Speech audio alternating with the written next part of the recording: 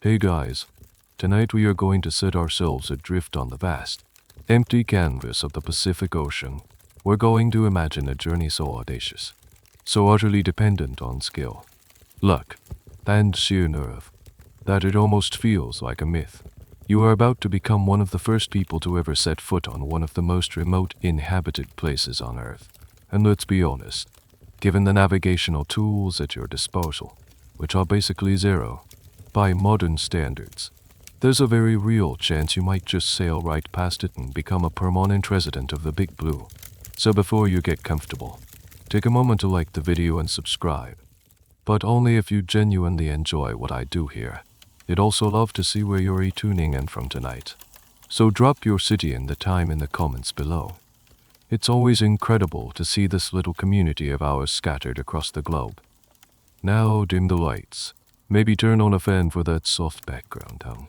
And let's ease into tonight's journey together. The world, for you, is made of three things: water, sky, and the rhythmic creak of wood. You are sitting on the deck of a great double-hulled canoe. Ulaka, a masterpiece of rope and timber that has been your entire universe for weeks. Or has it been months? The days bleed into one another, marked only by the sun's searing arc across the sky and the brilliant, unfamiliar tapestry of stars at night. Your skin is tight with salt. Your hair is a stiff, tangled mess. And the taste of dried fish and fermented breadfruit is a permanent resident on your tongue. Around you, maybe 60 or 70 other souls share this floating island. They are your family, your clan, your future. You see them tending to the woven sails, checking the lashings that hold the two hulls together, or murmuring to the pigs and chickens huddled in their small, designated pens. You bought everything you need to start a new life: taro roots, sweet potato cuttings, gourds filled with fresh water that is now starting to taste a little stale. You brought your gods, your stories, and a deep, unshakable faith in the person who stands at the stern. This is your navigator. He doesn't use a compass or a map. His map is etched into his mind. He reads the ocean swells, the subtle patterns that travel for thousands of miles across the water, telling him of distant storms or the whale, and interrupts the ocean's rhythm. This is a core tenet of Polynesian wayfinding, a science so profound it feels like magic. He taught you how to identify the subtle differences between a swell of the east and a swell of the north, even when they are layered on top of each other like invisible, watery roads. At night, he uses a star compass, a mental model of the heavens where the rising and setting of specific stars gives him his bearings. There is no room for error. A mistake of a single degree, held over 1,000 miles, is the difference between landfall and oblivion. It's a quiet existence, punctuated by moments of terror, a sudden squall that threatens to tear your sails and swamp the hulls, and moments of pure, sublime beauty. You've seen flying fish glitter like a shower of silver coins in the morning sun. You've watched dolphins race the prow of your canoe, their sleek bodies moving with an effortless grace that you, in your lumbering vessel, could only envy. Sometimes, you just stare out at the horizon, a perfect, unbroken circle. It feels like you're at the very center of the world, a tiny, insignificant speck. A deep-seated human fear bubbles up sometimes, a whisper in the back of your mind. What if there's nothing out there? What if we missed it? But then you look at the navigator, his face calm and unreadable, and you look at your family, and you push the fear down. You have to. One of the stranger, more poetic tools in your navigator's kit is the sky itself. He watches the birds. A frigate with its vast wingspan can travel far, but it must return to land to roost. If you see one in the late afternoon, you can follow its flight path home. It's a living arrow pointing the way. Even the clouds betray the presence of land long before you can see it. A stationary, lens-shaped cloud on the horizon might be clinging to the peak of a high island, a misty banner that says, "I am here." It's a wonderfully niche skill, reading the atmosphere for signs of life. The historical record on this is, of course, frustratingly silent. Archaeologists and historians are still arguing about where, exactly, your journey began. Was it from the Gambier Islands? Or perhaps the Marquesas? And when did you leave? The timeline for the settlement of Rapa Nui is a huge point of contention, with estimates ranging from as early as 800 AD to as late as 1200 AD. The truth is, we don't know for sure. Your story is a prequel written in water, not stone. For you, in this moment, those questions are meaningless. The only thing that matters is what lies ahead. And then, one morning, it happens. A cry goes up from the lookout. It's not a shout of alarm, but one of hope. Your head snaps up. You follow the pointing arms, your eyes straining. At first, you see nothing, just the endless blue. But then, you see it. It's not a cloud. It's a darker smudge on the horizon, a faint but solid line between the sea and the sky. Then, a tremor of excitement runs through the canoe. People are standing now, their faces filled with a mixture of relief, disbelief, and raw, unadulterated joy. After all this time, after all the hardship and the doubt, the promise has been fulfilled. The watery edge of the world has an end, and you are about to reach it. The canoe glides closer, and that smudge on the horizon resolves into three distinct, gentle peaks, the sleeping volcanoes that formed this very island. The closer you get, the more life you see, not human life, but the vibrant green of a landscape that seems to hum with energy. The coast is rugged, a line of black volcanic cliffs against which the white surf crashes relentlessly. This isn't an easy place to land. Your navigator guides the Vaka along the coast, his eyes scanning for a break in the cliffs, a sandy cove that will welcome you. Finally, you find it, a crescent of pale sand, sheltered by two rocky arms. With a final, coordinated effort, your people paddle hard, catching a wave that carries the heavy canoe onto the shore with a satisfying crunch. The journey is over. For a moment, nobody moves. You just sit there, listening to a sound you haven't heard in months. The gentle rustle of leaves in the wind. Then, one by one, you climb over the side, your feet sinking into the cool, which end, the ground feels strangely solid, almost busy. After so long on the shifting deck of the canoe, you take a few wobbly steps, your land legs clumsy and unsure. You look up, and your breath catches in your throat. This isn't just land, it's a promise fulfilled. Towering over the beach is a forest unlike any you've ever seen. The dominant trees are massive palms, their trunks thick and smooth, soaring up to 100 feet into the air. This is the Rapa Nui palm, a species that exists nowhere else on Earth. Its fronds are enormous, creating a dense canopy that de-apples the forest floor in green-tinted light. The air is thick and sweet with the scent of damp earth, salt, and 1,000 different blossoms you don't yet have names for. But it's the sound that is most overwhelming. It's a deafening, chaotic, glorious chorus of birds. The island is practically vibrating with them. You see terns, boobies, petrels, and frigatives by the thousands. They wheel in the sky, nest in the trees, and cover the coastal rocks in a chattering, squawking blanket. You realize this island isn't just an isolated outpost. It's a sanctuary. This is a mainstream historical fact that is crucial to the story. Before your arrival, Rapa Nui was a thriving subtropical forest, and one of the most significant seabird breeding grounds in the entire Pacific. The ground would have been covered in rich guano, a powerful natural fertilizer. As you and your clan begin to explore, moving inland from the beach, you find a world of abundance. There are streams of fresh, clear water trickling down from the highlands. You discover the hau tree, whose bark can be twisted into strong rope, and the toro miro tree, with its dense, hardwood perfect for carving. The volcanic soil is dark and rich, ideal for planting the taro and sweet potato you carried so carefully across the ocean. After months of a diet that was 90% fish-flavored jerky, the sight of edible ferns and the promise of a real garden is practically a religious experience. Here's a small, weird detail. Apart from the birds, the island is remarkably quiet. There are no native land mammals. Not a single one. No pigs, no dogs. You brought your own. Of course, no rats. At least, not yet. The only native mammal is probably a species of tiny bat. For you, this is both a blessing and a curse. It means no predators to worry about, but also a limited source of easy meat until your own livestock can multiply. Your diet, for the foreseeable future, will be birds, fish, and whatever you can grow. Your first days are a blur of activity. A temporary camp is set up on the beach. The precious plants are carefully placed in a nursery plot. The men scout for the best place to build a permanent village, while the women begin to forage, identifying edible plants and sources of fresh water.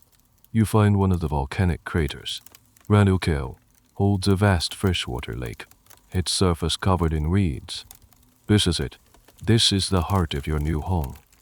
Of course, historians and paleobotanists are still debating the finer details of this paradise. Was it truly a dense, unbroken jungle from shore to shore? Or was it more of a mixed woodland, a sort of palm savanna with open, grassy areas? Pollen analysis from the crater lakes gives us a picture, but it's an incomplete one. The data suggests a massive palm forest, yes, but also a surprising amount of grasses and shrubs. It paints a picture of an ecosystem that was perhaps more fragile than it first appeared, one that had existed in a delicate balance for millennia, untouched by human hands. But you don't know any of this. You are not a scientist studying pollen cores. You are a survivor. You are a settler. You stand in the heart of your new home, a green island in a blue ocean, and you feel a sense of profound gratitude and boundless possibility. The hardships of the sea are behind you. The future is here, waiting to be built. You have found your home at the edge of the world, and it is a place of peace and plenty. For now, the temporary camp on the beach gives way to a permanent settlement. You and your clan choose a spot with good access to the sea and sheltered from the worst of the wind. You build your homes, not from the towering palm trees, that wood is too precious and soft for construction, but from stone. The houses are long and elliptical, shaped like an overturned canoe, a design that echoes the vessel that brought you here. They're called hirpainge. The foundation is made of expertly carved basalt blocks, fitted together without mortar. The precision is astonishing. You help drag the heavy stones into place, feeling the satisfying heft of permanence. Above this stone base, a framework of slender poles is erected, which is then covered with layers of tutora reeds from the crater lakes and bundles of grass. It's a design that's both sturdy and practical, providing a cool, dark shelter from the midday sun. It's not a palace, but its home. Life falls into a rhythm, governed by the seasons of planting and harvesting. The sweet potatoes and taro you brought flourish in the rich volcanic soil. Your chickens and pigs, the foundation of your future livestock, are carefully tended.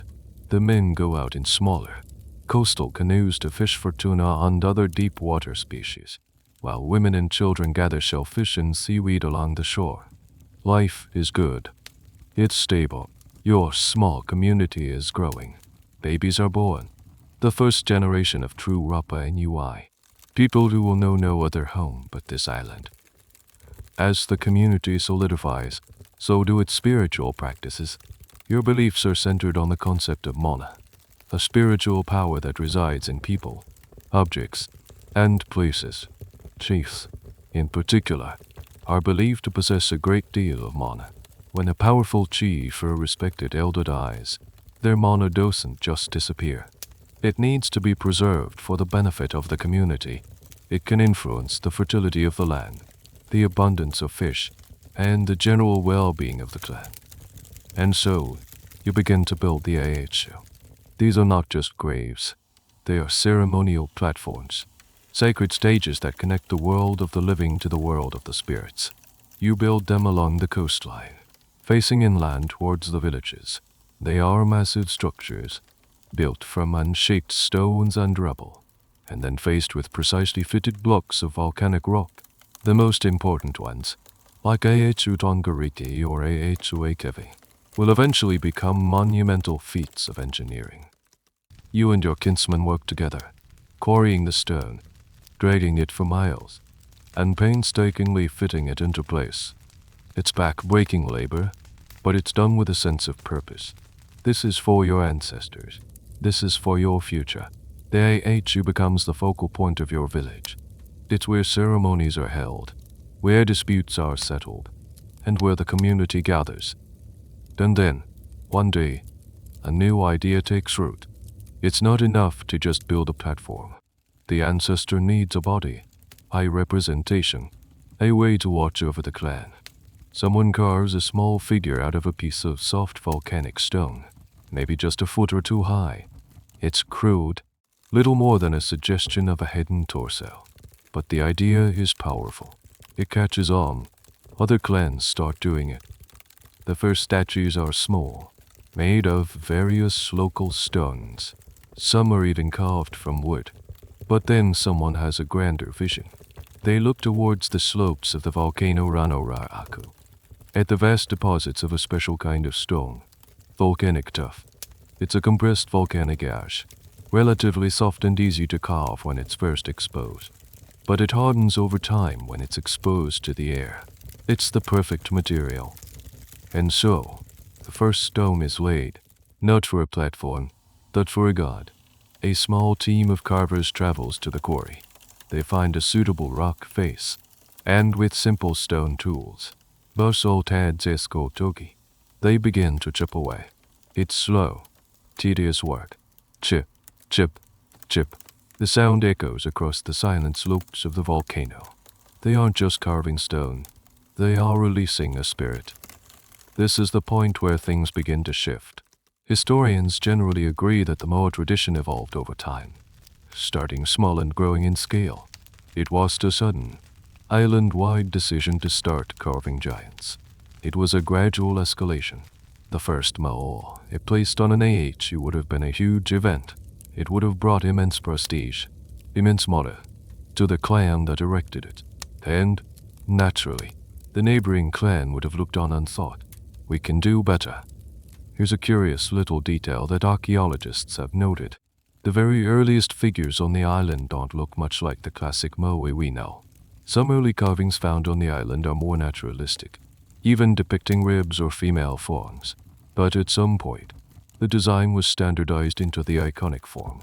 The heavy brow, the long nose, the thin lips pursed in a stern expression. It's as if a committee decided on a final brand identity for ancestor. The academic world still debates what, precisely, the Moa represent. Are they deified ancestors? Are they representations of specific chiefs? Or are they something more abstract, like guardians or conduits for divine energy? Without any written records from this early period, we are left to interpret the silent stone faces. For you, the answer is simple. You look at the first, small statue being hoisted onto its AHU, and you see the face of your grandfather. You see his strength, his authority, and you feel safe. You feel watched over. You have anchored your ancestors to this land, and in doing so, you have anchored yourselves. The age of the Moai has begun. You are walking towards the southeast coast of the island. The air changes as you get closer. The scent of the sea and the soil gives way to something else. The dry, dusty smell of stone and labor. You hear it before you see it. A rhythmic, percussive sound. A constant tapping that seems to be coming from the very earth itself. It's the sound of creation. You are approaching Ranora'aku, the volcano that is the single, secret source of almost every Moai on the island. This isn't just a quarry. It's a nursery of gods. As you crest a small hill, the full view opens up before you, and it's a scene of breathtaking industry. The entire southern face of the volcano is a work in progress. It looks like a giant, sleeping beast that is slowly being flayed, its stony skin peeled back to reveal the figures within. Dozens, perhaps hundreds, of Moai are scattered across the slopes in every conceivable stage of completion. Some are just faint outlines, the first bold cuts made into the rock face. Others are nearly finished, their giant faces and torsos fully formed, still attached to the bedrock by a narrow keel of stone running down their backs. as if they are sleeping on their stony beds, waiting to be woken. You walk among them, your head tilted back in awe. The scale is hard to comprehend. These figures are far larger than the early, human-sized statues on the coast lay at you. These are giants. You see teams of men, their bodies slick with sweat and covered in fine gray dust, working on the rock faces. They are the carvers, a specialized class of artisans who are held in high esteem. Their tools are simple, almost laughably so. They use toke, handheld adzes made of hard basalt, a stone much tougher than the tuff of the volcano. They have to travel to other parts of the island to source this basalt, another layer in the complex web of production. The process is methodical.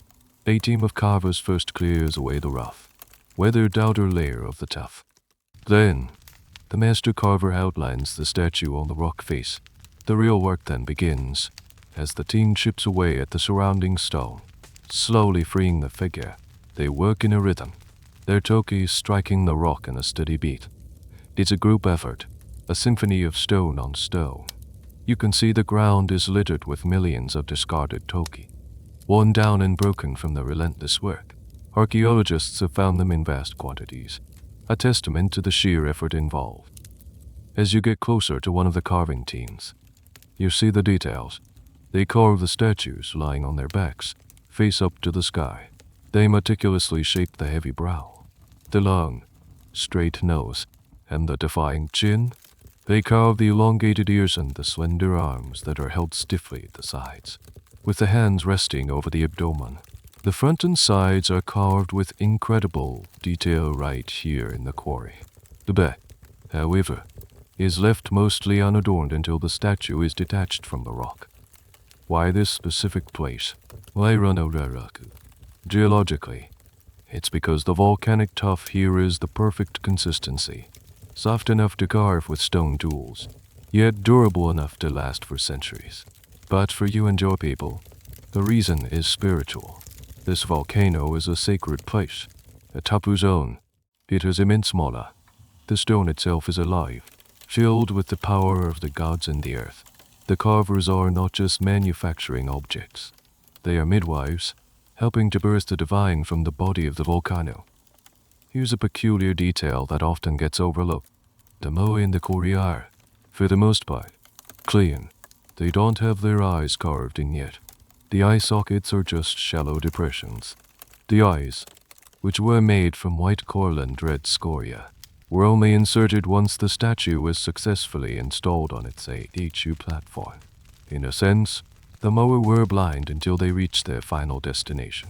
It was only then that their spiritual power was fully activated, allowing them to watch over the village.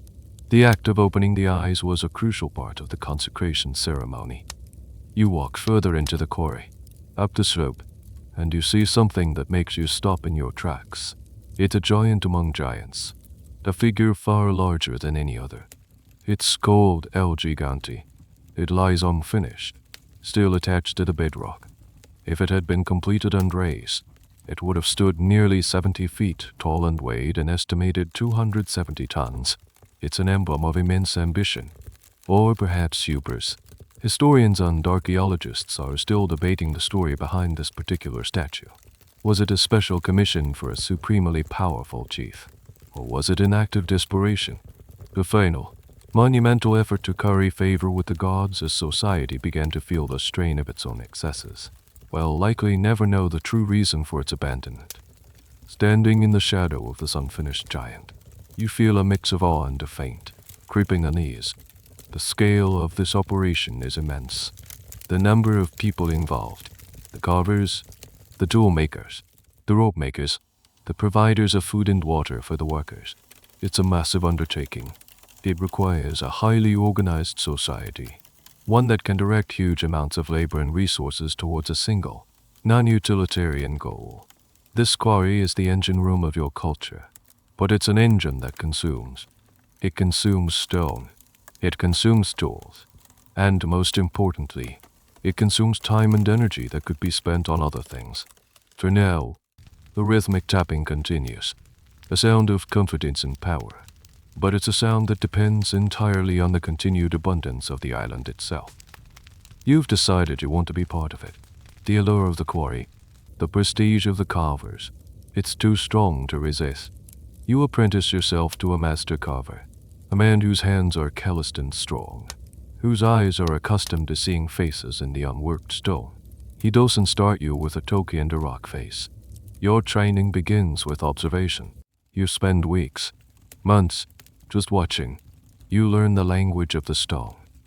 You learn to read the slight variations in the color and texture of the tuff.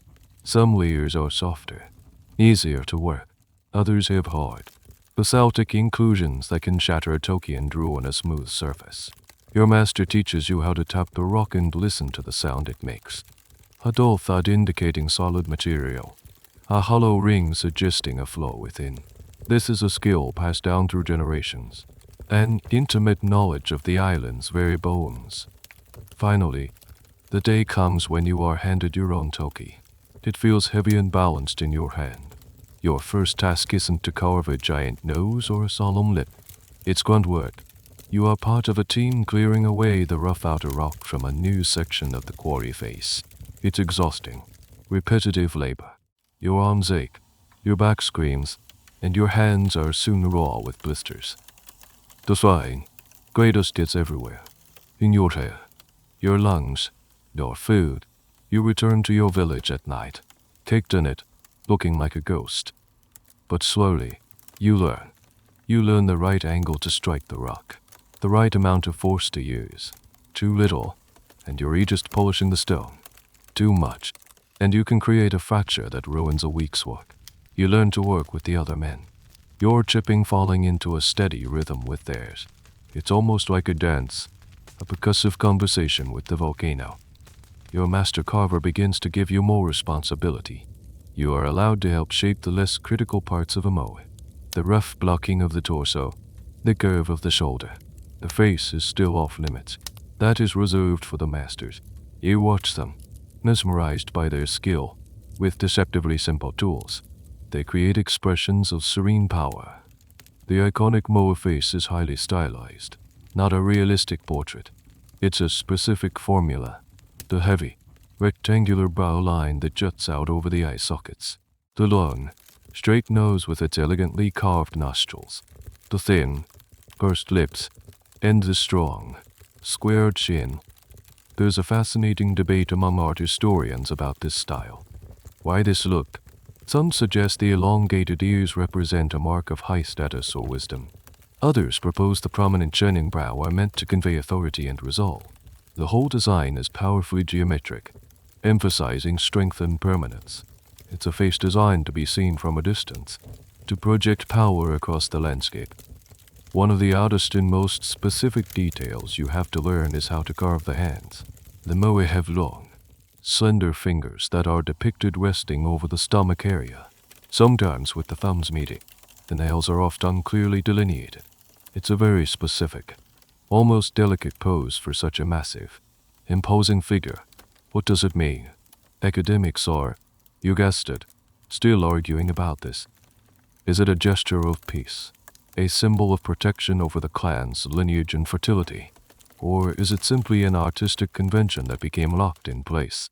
For you, it's just part of the sacred blueprint. You don't question it. You just learn to carve the 5 knuckles and the elegant curve of the thumb, just as your master taught you. As you become more skilled, you learn the finishing touches. Once the main carving is done, the surface of the moai is painstakingly polished. This is done by rubbing the statue with blocks of porous coral and water. It's a slow, abrasive process that smooths out the chisel marks and gives the tuff a surprisingly soft, almost skin-like texture. You run your hand over a freshly polished surface. It feels warm, alive. The final step in the quarry is carving the intricate details on the back and head, but only after the statue has been detached.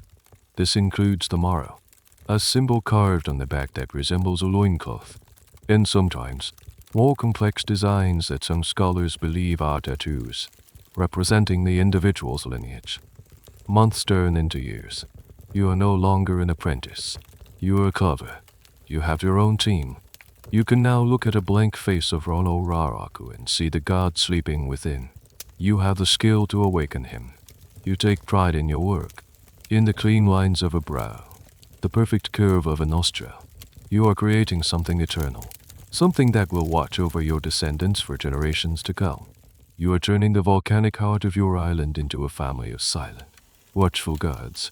It is a sacred calling, the highest art from your culture knows. You are no longer just a man with a stone tool. You are a conduit for the mana of the ancestors. The carving is only half the battle. Now comes the part that borders on magic. The moai is finished, polished, and ready to leave the nursery. But it's lying on its back, weighs as much as several large elephants, and is still attached to the volcano by a thin stone keel. Your job, now, is to get this giant to its designated AHU, which could be more than 10 miles away, across hilly, uneven terrain. The first step is to break it free. Your team, under the guidance of an engineer, a master of leverage and logistics, bores holes into the stone keel. You then insert wooden levers into these holes and begin the tense process of rocking the statue back and forth. The creaking and groaning of the stone is terrifying. A miscalculation could cause the statue to crack, wasting years of work. Finally, with a great cracking sound, the keel gives way. The moai is free. Now it must be carefully lowered down the steep quarry slope. This is a monumentally dangerous task. You and dozens of others use heavy ropes, likely woven from the fibers of the hau tree, to control the statue's descent. You wrap the ropes around sturdy trees or specially placed log bollards, paying out the slack inch by agonizing inch. A slip of the rope, a moment of inattention, and the multi-ton statue would slide uncontrollably, shattering itself and anyone in its path. Many of the broken moa found at the base of Rano Raraku are likely victims of these failed descents.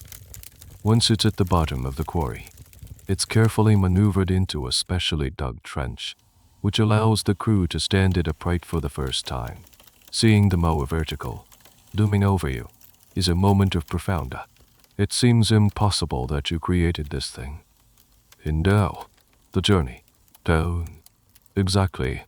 Did your people move these giants? This is perhaps the biggest and most contentious mystery of Easter Island. For decades, the mainstream theory was that the islanders used a ladder of logs. They would build a sort of sledge or track out of palm logs, place the statue on it, and then roll it across the landscape, using hundreds of people to pull the ropes. This theory explains the immense deforestation. You do need a staggering number of trees for the rollers and the tracks. But you're not using a sledge.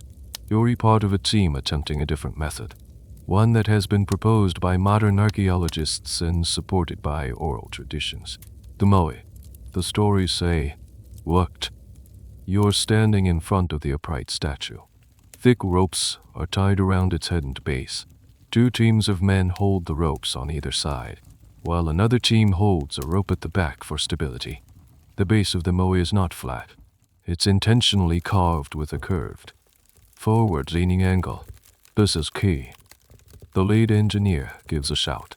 The left team pulls hard. The statue tilts, teetering precariously onto its left front corner. It looks like it's about to fall, but the right team and the back team pull on their ropes to keep it balanced. Then, with the left side lifted slightly off the ground, the lead engineer shouts again. The left team swivels the statue forward, pivoting it on its right quarter. It moves forward, just a few inches. Thump, it settles back down. Then the right team pulls, tilting the statue onto its right corner. The left team swivels it forward. Thump, left, right, left, right. The moai is rocking from side to side, slowly, painstakingly, walking across the land. This method, often called the refrigerator walk, is slow, requires immense coordination, and is incredibly risky, but it requires far fewer people and, crucially, far less wood than the log roller theory. It also explains why so many fallen moai are found along the ancient roads, lying flat on their faces or their backs. A misstep, a broken rope, and the giant would come crashing down. Archaeologists have even found that the ancient roads are not flat, but gently concave, which would have helped stabilize the walking statues. This walking theory is still hotly debated. Some researchers argue the physics just don't work for the larger statues, and that the damage to the statue's base would be too great. They stick with the log roller idea. So which is it? The truth is, your people were probably masters of ingenuity. It is entirely possible that they used different methods for different statues, depending on the size and the terrain. Maybe smaller ones walked and larger ones were rolled. The academic jury is still out. For you, in this moment, the theory doesn't matter. All that matters is the rhythm. Tul, divit, sun, tul, divit, sun. You are part of a human machine. Your muscles straining. Your focus absolute. You don't look up at the giant face looming over you. You watch the ropes. You listen to the engineer's calls. Your entire world is reduced to this single, monumental task. Progress is measured in feet per day. The journey can take weeks. You sleep in makeshift camps along the road. You eat food brought by other villagers. The entire community is involved in this effort. It's a mobile festival, a pilgrimage, and as you guide this giant stone god across the landscape, you are literally reshaping the island, leaving behind the wide, cleared roads that will puzzle archaeologists for centuries to come. You are making the impossible happen, one walking step at a time. The slow, rhythmic walk of the Moai across the island is a spectacle of human effort, but it relies on more than just muscle and rope. It relies on wood, lots and lots of wood.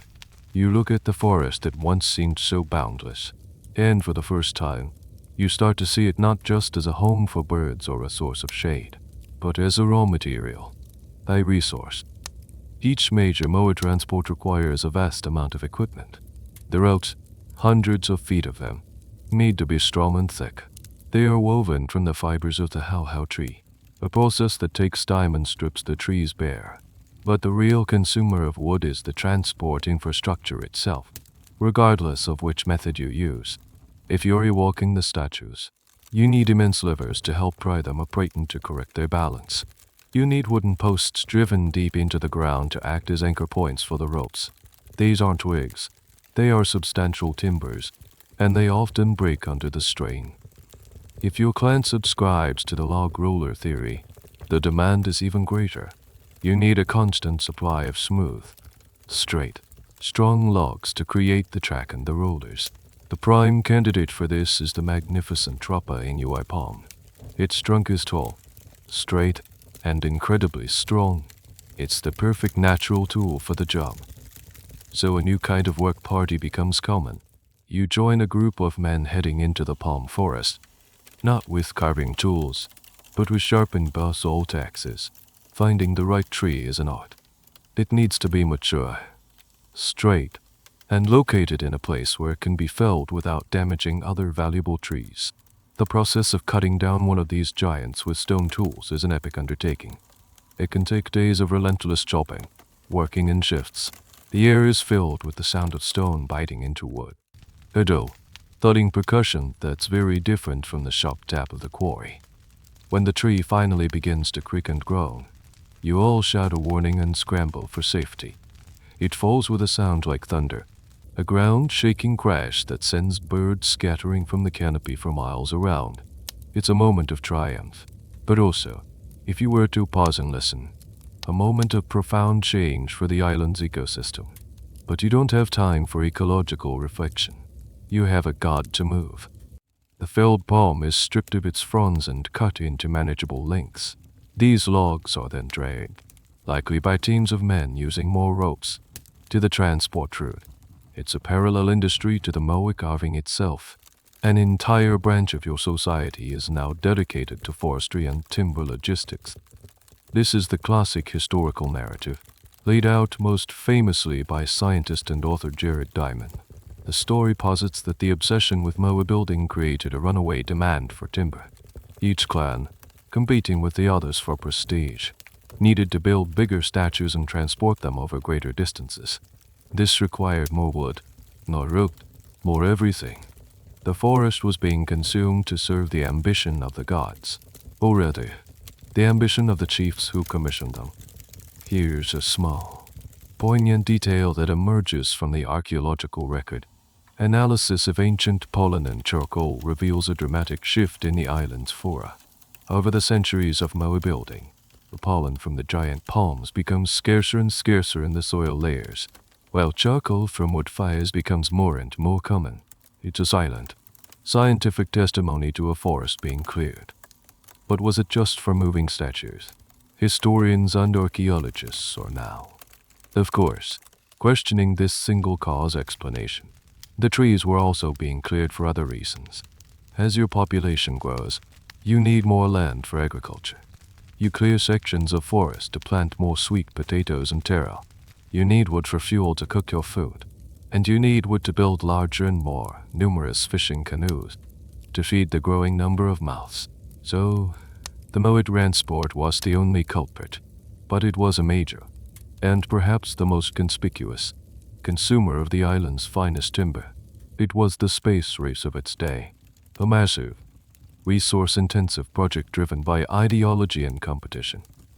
You stand on a hill overlooking a freshly cleared path for a Moai transport. The wide road cuts a brown scar through the green landscape. On either side, you see the stumps of recently felled palms. In the distance, you can see the smoke rising from the cooking fires of your village in the dark, till dearth of your expanding gardens. The island is changing. It's being tamed, reshaped to suit your needs. You don't see it as destruction. You see it as progress.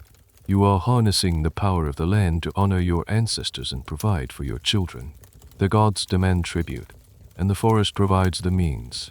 The idea that this resource is finite, that one day you might reach the last tree, is simply not a concept that exists in your worldview. The forest has always been there. Surely, it always will be. The successful transport and direction of a new Moai on your clan's AHU is the single most important event in a generation. The entire village, and likely neighboring villages, gather for the ceremony. The final, colossal effort involves building a massive earthen and stone ramp behind the AHU. The statue is levered and pulled up this ramp until its base is directly over the platform. Then, with painstaking precision, the ramp material is dug out from underneath it, and the Moai is slowly lowered into place. The moment it stands firm, a great cheer erupts, but it is not yet complete. Now comes the consecration. The master carvers ascend, perhaps on wooden scaffolding, to its face. This is when they insert the eyes. A piece of white coral is carefully fitted into the socket, and a pupil of dark red scoria is placed in the center. Suddenly, the statue is no longer a blind piece of stone. It is aware. It is watching. Its mana is activated, flowing out over the village, protecting the land and the people. Following this, another team hoists a puka on to its head. This is a huge, cylindrical top-knot carved from a different type of stone. The light, red scoria quarried from a special volcano. Tunapau. Getting this multi-ton hat onto the head of a 30-foot statue is another engineering marvel, a testament to your people's ingenuity. The puka is a symbol of high status, the final crown and a work of divine art. This achievement brings unimaginable prestige to your clan and its chief. Your mana is visibly, undeniably potent. Your ancestors are clearly pleased. Your neighbors look on with a mixture of awe and envy, and that envy is the engine of the next phase. What started as a spiritual practice has now morphed into a full-blown competition. It's an island-wide game of one-upmanship, laid out in stone. If your clan erects a 20-foot Moai, the clan in the next valley will not be satisfied until they have a 25-foot one. If you place 3 Moai on your AHU, they will strive to place 4. The pressure to keep up is immense. This is the core of the prestige economy theory for Rapa Nui. The primary driver of the society was no longer just subsistence, but a relentless, escalating contest for status. You see it in the actions of your chief. He spends more and more time consulting with the master carvers and transport engineers. He diverts more and more of the clan's resources. More food, more rope, more wood, more manpower, to the quarry at Ranororaku. The gardens might need tending, The houses might need retouching, but the new, even bigger Moa takes precedence. It has two. To fall behind in the statue race is to lose face, to show a weakness in your mana, which could be interpreted by your rivals as an invitation to challenge your clan's territory or resources. This escalating rivalry is a well-documented phenomenon in many ancient societies, often called competitive feasting or potlatch in other cultures, where chiefs would compete by throwing lavish parties and giving away or destroying vast amounts of wealth to prove their power. Here on Rapa Nui, you don't just throw a party, you carve a god. A strange, almost absurd detail of this competition is the sheer logistical madness it entails. A clan on the north side of the island would still get its moa from the single quarry, Ranuraku. On the southeast coast, they would then have to transport their giant stone ancestor across the entire island, a journey of many miles over the most difficult terrain. Why not find a closer source of stone? Because Ranuraku is the source. Its stone has the proper mana. To use any other would be an admission of cutting corners, of settling for a spiritually inferior product. So the competition was just in size, but also in the demonstrated ability to overcome immense logistical hurdles. Historians are still debating the exact political structure that fueled this. Was the island divided into a dozen or so distinct, competing clans, each led by its own chief, or was there a more centralized structure, with a paramount chief or king, Rikimo, who directed the Moa production? The oral traditions speak of a king, but the archaeological evidence, with the age who spread so evenly among different territories, seems to point to a more decentralized, competitive landscape. It's possible the system changed over time, starting with competing clans and perhaps leading to a period of consolidation under a single ruler before breaking apart again. You feel the effects of this competition in your daily life. The demands on your time and labor are constant. The call goes out for another work party. To the quarry, to the forest, to the transport road. The food quotas to support the workers are increased. There's a sense of pride in collective purpose. Yes, but there's also a growing strain. You look at the ever larger statues being planned, at the ever-receding line of the palm forest, and a quiet question might flicker in your mind. How long can this go on? But such thoughts are quickly suppressed. To question the wisdom of the chief, to question the sacred duty of Moa construction, is unthinkable. It would be a challenge to the very foundation of your society. And so, you pick up your toki or your rope and get back to work. Your clan's honor is at stake. The ancestors are watching, and the clan across the valley has just started carving a new one that looks suspiciously bigger than yours. The race must go on. The rhythm of life, once so steady and predictable, is beginning to change. It's a subtle shift, not something you can point to on a single day, but a creeping realization that happens over years. The change is in your stomach, the old feeling of abundance, of a guaranteed meal from the sea or the garden, is slowly being replaced by a low-level, persistent anxiety. You start to hear whispers of a coming hunger. You notice it first at the coast. You are a fisherman. You take your canoe out to the familiar fishing grounds, the places your father and grandfather taught you to find. But the tuna, when so plentiful, are harder to come by. You have to paddle further out, spend more time on the open water, and you often come back with a smaller catch. The other fishermen in your village say the same thing. The gods of the sea, they murmur, must be displeased. At home, the meals are different. The portions of fish are smaller. The mainstays are now almost entirely the sweet potatoes and chickens from your gardens and coops. They are reliable, but the variety is gone. The delicious seabird eggs, once a common treat gathered from the coastal rookeries, are now a rare luxury. The birds themselves seem fewer in number. The reason is multifaceted. Firstly, your population has been growing steadily for generations. There are simply more mouths to feed on a finite piece of land. More people fishing in the same waters. More people tending gardens on the same soil. Basic math is starting to work against you. Secondly, the relentless focus on the Moa competition is taking its toll. The strongest, most able-bodied men in your clan, the ones who would be the best fishermen or the most productive farmers, are spending weeks, sometimes months, away from home. They are at Ronoroku, carving, or they are on the transport roads, walking a statue, or they are in the forests, felling trees for the next project. The labor is being diverted from food production to statue production. You might have the most prestigious AHU on the island, but prestige doesn't fill a hungry belly. This creates a tension that simmers just below the surface of your society. You see it in the arguments that break out over the distribution of food. You feel it in the worried conversations between the women who manage the households. Then there's the issue of the canoes. To be an effective fisherman, you need a good, sturdy, ocean-going canoe. These large canoes are not built from just any wood. They require long, thick, straight timbers for the hull.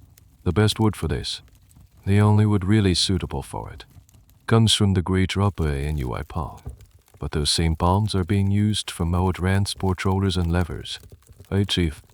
Faced with a choice between allocating a prime palm log to a new fishing canoe that will feed a few families, or to the transport of a giant moai that will bring prestige to the entire clan for generations, we'll almost always choose the moai.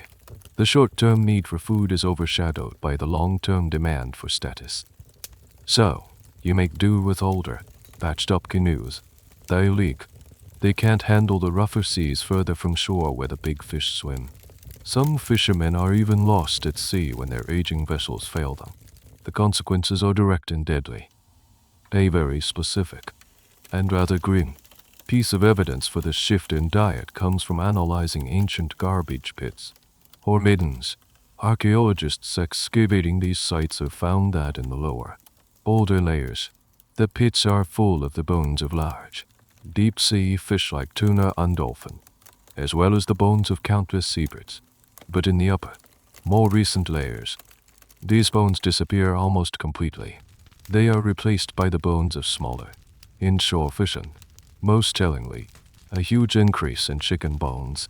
It's a clear scientific record of a society losing its access to the ocean's bounty and becoming almost entirely dependent on terrestrial farming. They also find vast quantities of rat bones, but we'll get to that little pest later. The elders of your clan try to solve the problem with ceremony. They hold rituals at the coastal AHU, making offerings to the ancestors and the sea gods, pleading for the return of the fish. The chiefs, seeing the growing discontent, double down on the one thing they know. They commission an even larger, more impressive moai. Their thinking, as far as we can interpret it, is that if the gods are displeased, a greater show of devotion is needed. It's a desperate feedback loop. The problem is caused by a misallocation of resources, and the proposed solution is to misallocate even more resources. Use it by the shore at dusk, mending a fishing net that is more patches than original fiber. You look out at the vast, empty ocean. It no longer seems like a source of endless plenty. It seems like a barrier. You look back at your village, nestled in the shadow of the giant, silent watchers on their AHU. They were meant to ensure your prosperity. But as the hunger gnaws quietly in your belly, you might begin to wonder if the price of their vigilance has become too high. The hunger in your belly is connected to a much larger, slower crisis that is happening right under your feet. The very land itself is becoming sick. You see it every time it rains. It doesn't rain often, but when it does, it's a deluge. The sky opens up, and torrents of water wash over the island. In the old days, when the great palm forest and the thick undergrowth covered the hills, the rain was a blessing. The dense network of roots acted like a sponge, soaking up the water, holding the soil in place, and releasing the moisture slowly into the streams and groundwater. The forest was the island's circulatory system. But now, vast hordes of that forest are gone. You look up at the rolling hills, and instead of a sea of green, you see bald, exposed patches of earth. These are the lands cleared for gardens, the paths carved for mower transport, the areas stripped of trees for timber and firewood. Without the trees, there is nothing to hold the soil. So when the heavy rains come, you witness a disaster in slow motion. The water sluices over the bare ground, gaining speed and power.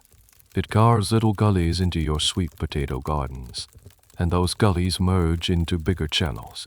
You see the water turning brown, thick with the most precious resource you have, topsoil.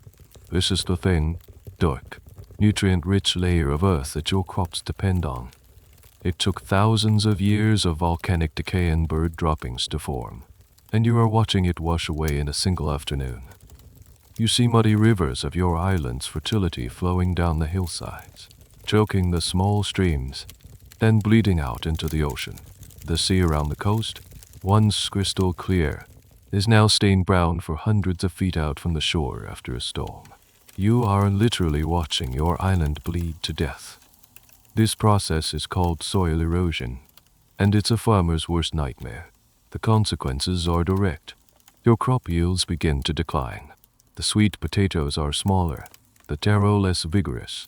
You have to work harder, tilling the less fertile subsoil that's left behind. For a smaller and smaller return, the land is losing its mana. To combat this, your people develop ingenious agricultural techniques. You see them building manove, which are stone-walled garden enclosures. These rectangular or circular walls, about waist high, help to protect the plants from the wind and, crucially, trap moisture and prevent the soil from washing away. You also see people practicing a form of lithic mulching, where they cover the ground with a layer of rocks. It seems counterintuitive, but the rocks help to reduce evaporation, suppress weeds, and slowly release minerals into the soil. These are the actions of a clever, desperate people trying to adapt to a worsening crisis. These stone gardens are still visible all over the island today, a testament to the islanders' resilience. One of the more peculiar and debated aspects of this is what happened to all the rock. To build these thousands of stone gardens and enclosure walls, you needed a colossal amount of stone. Where did it come from? The dominant theory is that as the land eroded, the underlying rock and stones that were naturally present in the soil became more and more exposed. The farmers were essentially harvesting this rock from their own fields and putting it to good use. It was a way of turning a negative, rocky, hard-to-plow fields into a positive agricultural strategy. But the erosion continues. The loss of the forest is other, less obvious effects. The wind, no longer broken by the trees, sweeps across the island with greater force. It dries out the soil and batters the crops. The disappearance of the forest canopy also means the disappearance of the ecosystem it supported. The birds, insects, and land snails that played a role in pollinating plants and enriching the soil are vanishing. The intricate web of life is unraveling, thread by thread. The academic world, using sediment cores drilled from the crater lakes, has a clear scientific record of this environmental catastrophe. The layers of sediment tell a dramatic story. At the bottom of the cores, you find rich, dark soil and masses of palm pollen. As you move up through the layers, corresponding to the centuries of human settlement, the palm pollen dwindles and then disappears completely. It's replaced by pollen from grasses and ferns. Then, most significantly, the layers of soil sediment become thicker and thicker, a direct measurement of the amount of earth being washed into the lakes from the eroding hillsides. The science confirms what you are seeing with your own eyes. You stand in your garden after a heavy rain. The air is cool and clean, but the ground is a mess of muddy rivulets. A significant portion of your hard work has been washed away. You look at the thinning soil clinging to the rocks and you feel a sense of dread. The hunger you feel is not just about a lack of fish or a diversion of labor. It's coming from the ground up. The foundation of your survival is dissolving beneath your feet and flowing out to sea. There's a silence growing on the island. It's not the kind of silence that brings peace, but the unnerving quiet of absence. The deafening, chaotic, glorious chorus of seabirds that greeted your ancestors is fading, like a song approaching its final, melancholy note. You remember the stories from the elders, of cliffs so white with guano they looked like they were dusted with snow, of the sky turning dark with swirling flocks of terns and boobies. They spoke of the annual expeditions to the offshore Motu, the small, rocky islets like Motu and Ui and Motu Ati, to collect thousands of eggs and fat, juicy squabas. It was a time of feasting and plenty. That time is a distant memory. Now, you walk along those same cliffs, and they are just bare, dark rock. The great colonies are gone. You might see a few lone frigate soaring high on the thermals, but the teeming, nesting masses have vanished. The air, once thick with their calls, is now just filled with the sound of the wind and the sea. What happened to the birds? The answer is tragically simple. You happened. First, there was overhunting. As the fish became scarcer and the population grew, the pressure on the seabirds as a food source intensified. They were an easy, protein-rich meal. Your people hunted the adult birds and, even more devastatingly, harvested their eggs and chicks from the nests. With no other natural predators on the island, the birds were not adapted to this new, relentless pressure. Their populations began to crash. This is a classic historical pattern seen on islands all over the world following human arrival. But the more systematic destruction was the loss of their habitat. Most of the seabird species needed the forest to nest. They built their nests in the branches of the great palms and the dense undergrowth of the Hau and Toro Miro trees. The forest provided shelter from the wind and protection for their vulnerable young. As you and your people cleared the forest for gardens and for removing timber, you were systematically dismantling the birds' homes, tree by tree. Each fallen palm was not just a log for a transport road. It was an apartment building for dozens of bird families, now rendered homeless. Without the forest, the birds had nowhere to breed. The coastal rookeries on the main island were the first to go. Then, the focus shifted to the offshore Motu. But even there, the pressure was too great. The annual egg-gathering expeditions became more desperate, more competitive, leaving fewer and fewer eggs to hatch and sustain the population. Here's a small, sad detail that highlights the ecological cascade. The death of the seabird colonies had a direct impact on the fertility of the soil you were trying so hard to protect. The immense amount of guano, bird droppings, produced by millions of birds over thousands of years was a super fertilizer, enriching the island's soil with nitrates and phosphates. It was a key ingredient in the island's natural prosperity. As the birds disappeared, so did this vital source of nutrients. So, at the exact moment your agriculture was suffering from soil erosion, it was also being starved of its primary natural fertilizer. It was a devastating one to punch. The loss of the birds also meant the loss of a key navigational tool. Polynesian sailors, like your ancestors, relied on the flight paths of land-based birds to find their way across the open ocean. With the great seabird colonies gone, the island became harder to find, more isolated. It was as if you had turned off your own lighthouse. Archaeologists are still debating the speed and timeline of this extinction event. Was it a rapid collapse over a few generations, or a slower decline spanning centuries? Analysis of bird bones in ancient middens, those trusty garbage pits again, helps to create a picture. The older layers show a huge diversity of bird species, many of which are now extinct on the island. The newer layers show a dramatic drop-off, with only a few hardy species remaining. It's a story of ecological collapse written in bone fragments. Some scientists estimate that at least 25 different species of seabirds once nested on Rapa Nui, making it one of the richest avian breeding grounds in the world. Today, almost all of them are gone. You stand on the cliff edge at Orongo, the ceremonial village perched high on the rim of the Ronokau volcano. You look out at the Motu, a few jagged rocks jutting from the turning sea. This place will later become the center of a new, desperate cult focused on the one bird species that managed to cling to existence here. The Suti turns, but for now, it's just a place of quiet emptiness. You listen, and all you hear is the wind. The silence of the birds is a profound and unsettling testament to the changes that have swept over your home. The island is becoming a simpler, clearer, and much quieter place. The gods you are building are silent watchers, and soon, the sky above them will be just as silent. The situation is becoming dire. The fish are gone. The birds are silent. The soil is thin, and the shadows of hunger are long. Your society is standing at a crossroads. One path would be to recognize the crisis, to stop the endless, resource-hungry competition, and to divert all your energy back into sustainable agriculture and resource management. The other path is to double down. Your people choose to double down.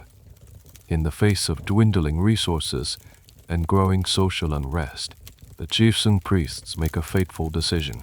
The logic, as far as we can piece it together, is deeply, tragically human. If the gods are withholding their blessings, it must be because your devotion is insufficient. If the small offerings are not working, then a larger offering is required. The solution to the problems caused by building Moai is, therefore, to build even bigger Moai. You are summoned back to Raraku, but this time, the atmosphere is different. The confident, rhythmic industry of the past has been replaced by a kind of feverish, desperate energy.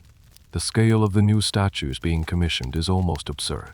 The competition between clans has reached a point of mania.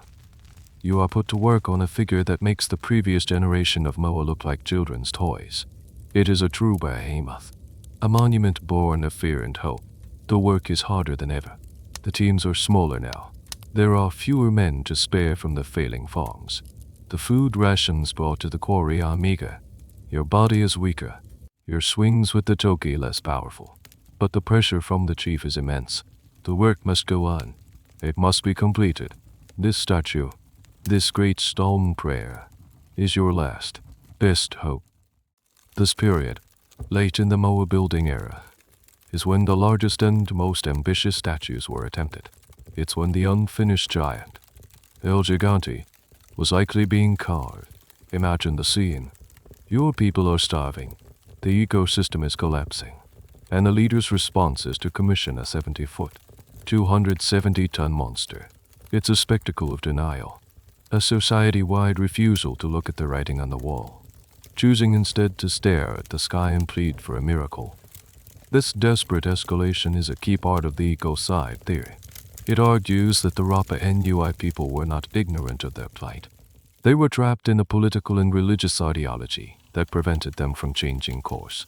The power of the chiefs was inextricably linked to their ability to commission and direct Moai.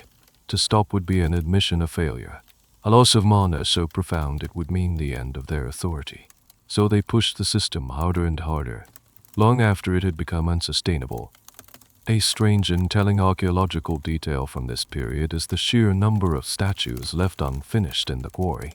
Of the nearly 400 Mo is still at Raraku. Most are from this late, frantic phase. It's as if dozens of projects were started in a final burst of competitive piety. But the resources, manpower, and social will to finish them simply ran out.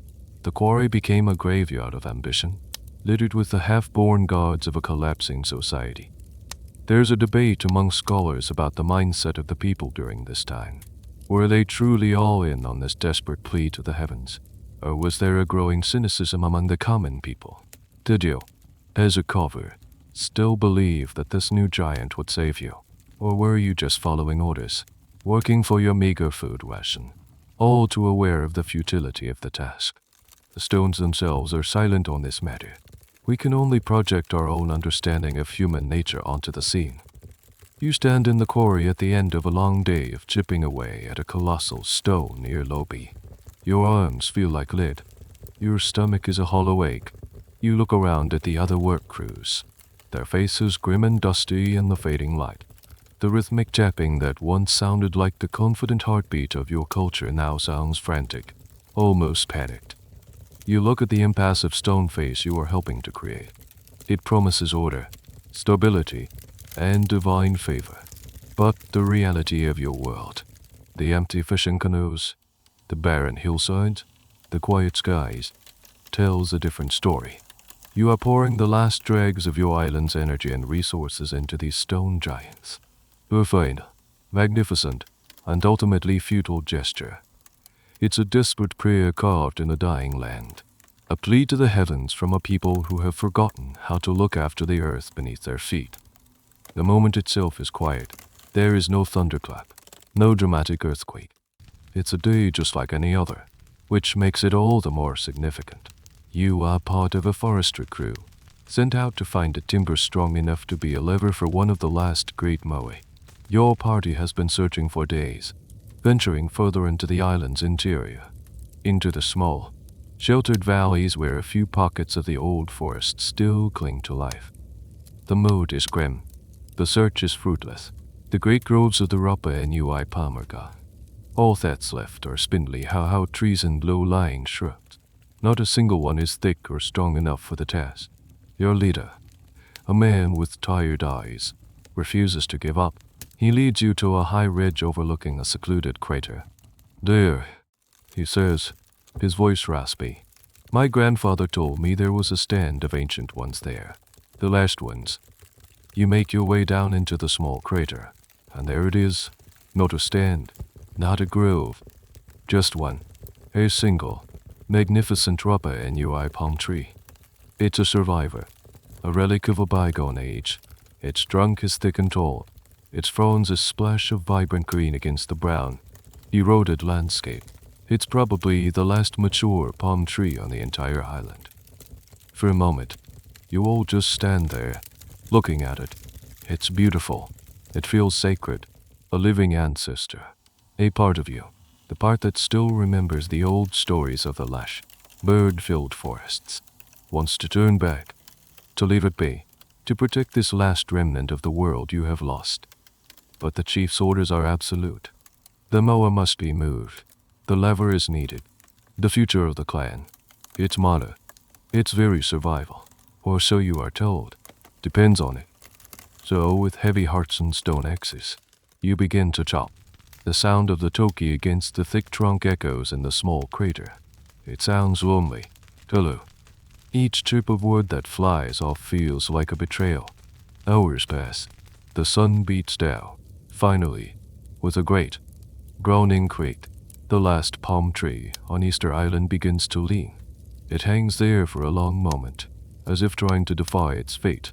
Then it falls, crashing to the crater floor with a deafening finality. The silence that follows is absolute. There are no birds to scatter and cry out in alarm. There is only the wind, whistling over the now barren rim of the crater. You have done it. You have fulfilled your duty. You have the timber you need. But as you stand over the fallen giant, you feel no triumph, only a deep, cold, and nameless sense of loss. This moment, the felling of the last tree, is the symbolic point of no return. It's the centerpiece of the classic ecocide narrative. In their single-minded pursuit of a cultural goal, your people have knowingly, or perhaps unthinkingly, destroyed the one resource that was the linchpin of their entire ecosystem. The academic world has, of course, debated this specific event. Did it really happen this way, with one literal last tree? Probably not. The deforestation was a slow, creeping process over centuries, not a single dramatic event. The last tree is more of a parable, a powerful symbol for the culmination of a long series of short-sighted decisions. It's the moment the ecological bank account, long overdrawn, is finally and irrevocably closed. But the consequences are not symbolic at all. They are devastatingly real. With the last of the large timber gone, you can no longer build the great ocean-going canoes needed for deep-sea fishing. You can no longer build new houses in the traditional style. You can no longer produce the rollers and levers needed to move the moai. The very engine of your culture, the quarry at Ranororaku, grinds to a halt, not because of a change of heart, but because of a simple, physical lack of raw materials. All the unfinished statues in the quarry are abandoned, not out of choice, but out of necessity. This is a chillingly practical example of resource depletion. A complex society, with intricate rituals and grand ambitions, is brought to its knees by the lack of a single raw material. You have carved hundreds of gods, but you have forgotten to save the trees. You and your crew begin the long, hard work of cutting the massive trunk into a manageable size and dragging it out of the crater. It's a somber, silent task. You have your lever. The great moai at the quarry might just make it to its AHU. But as you haul the heavy log across the barren landscape, you are dragging a piece of your own coffin. You have traded your future for one last, glorious past, and you don't even know it yet. The silence of the forest is now permanent. The last great tree has fallen, and with its fall, a door has quietly swung shut. A door you didn't even know existed. It's the door to the outside world. You look at the aging canoes pulled up on the beach. They are the same ones your father used, and perhaps his father before him. The hulls are a patchwork of repairs. Small pieces of wood, scavenged shrubs or old, collapsed houses, have been painstakingly fitted and lashed together to plug the leaks. They are barely seaworthy. They are good enough for hugging the coastline, for fishing in the shallow waters, but for a journey across the open ocean, unsinkable. The great double-hulled vaca, like the one that brought your ancestors here, are a distant legend. To build such a vessel, you need long, straight, strong timbers, the kind of timbers that only a mature Rapa Nui palm could provide. And those are all gone. You have systematically dismantled your own navy, not in a war, but for the sake of your stone gods. The realization dawns on you slowly, not as a sudden panic, but as a creeping, claustrophobic certainty. You're trapped. For generations, there was always the theoretical possibility of escape. If things got bad, if there was a terrible war, a famine, a drought, a group could always build a vaca and set out in search of another island, just as your ancestors did. It was a cultural safety valve, a belief in the endless ocean and the possibility of a new beginning. Now, that safety valve has been sealed shut. There is no leaving. This island is your entire world, for better or for worse, and things are decidedly turning for the worse. This isolation has profound psychological and social consequences. It breeds a sense of fatalism. The horizon, once a symbol of opportunity, is now the wall of a prison. This confinement intensifies the internal conflicts. When rival clans clash, there is no option for the defeated group to flee. They have to stay and face the consequences, which often means subjugation or annihilation. The pressure within the closed system builds and builds. This is a key element in the island's collapse. The inability to leave magnified the effects of resource depletion. It created a pressure cooker environment where every problem, social, political, environmental, was amplified. Here's a small but fascinating detail related to this: the loss of boat-building knowledge, skills that are not practiced or eventually lost. The generation of master craftsmen who knew how to construct a great vaca, the complex joinery, the precise lashing techniques, the art of shaping the hull for the open sea, died out. They had no large timbers to work with, so they had no apprentices to teach. Within a few generations, the practical knowledge of deep-sea voyaging, the very skill that defined your people as Polynesian, had evaporated. You are a seafaring people who can no longer go to sea. Historians and archaeologists are still debating the full impact of this. Did the islanders truly lose all hope of escape? Some oral traditions hinted later. Desperate attempts to build rafts from bundled reeds or small pieces of wood. Ill-fated voyagers into the abyss. It's a heartbreaking image. A people with the ancestral memory of crossing the world's greatest ocean, now reduced to floating off on what amounts to a prayer. These stories underscore the depth of their desperation. The loss of canoes also accelerated the decline of their diet. Without ocean-going vessels, you are completely cut off from the bounty of the deep sea. The tuna, the swordfish, the sharks, all are now unreachable. Your world has shrunk to the shoreline and the eroding gardens. The last reliable source of protein is the chicken you raise in stone coops. You sit on the bluff overlooking the sea, staring at the endless blue. You try to imagine your ancestors making the journey. Their confidence, their skill.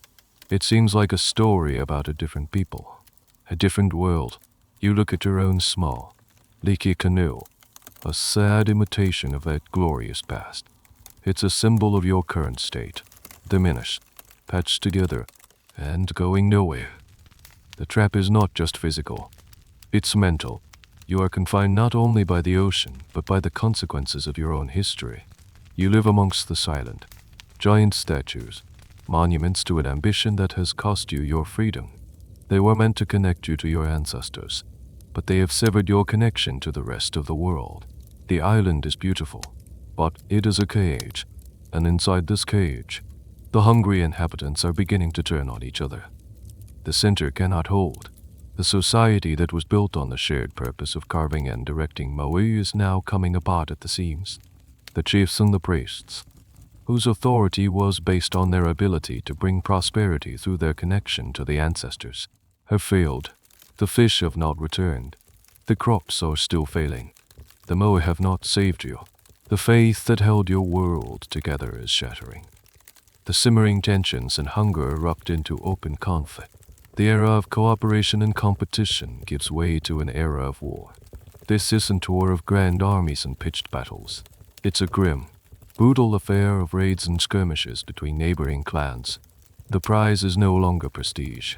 It's survival. A raid on a neighboring village isn't about capturing territory. It's about stealing food, looting the carefully tended sweet potato patches and chicken coops.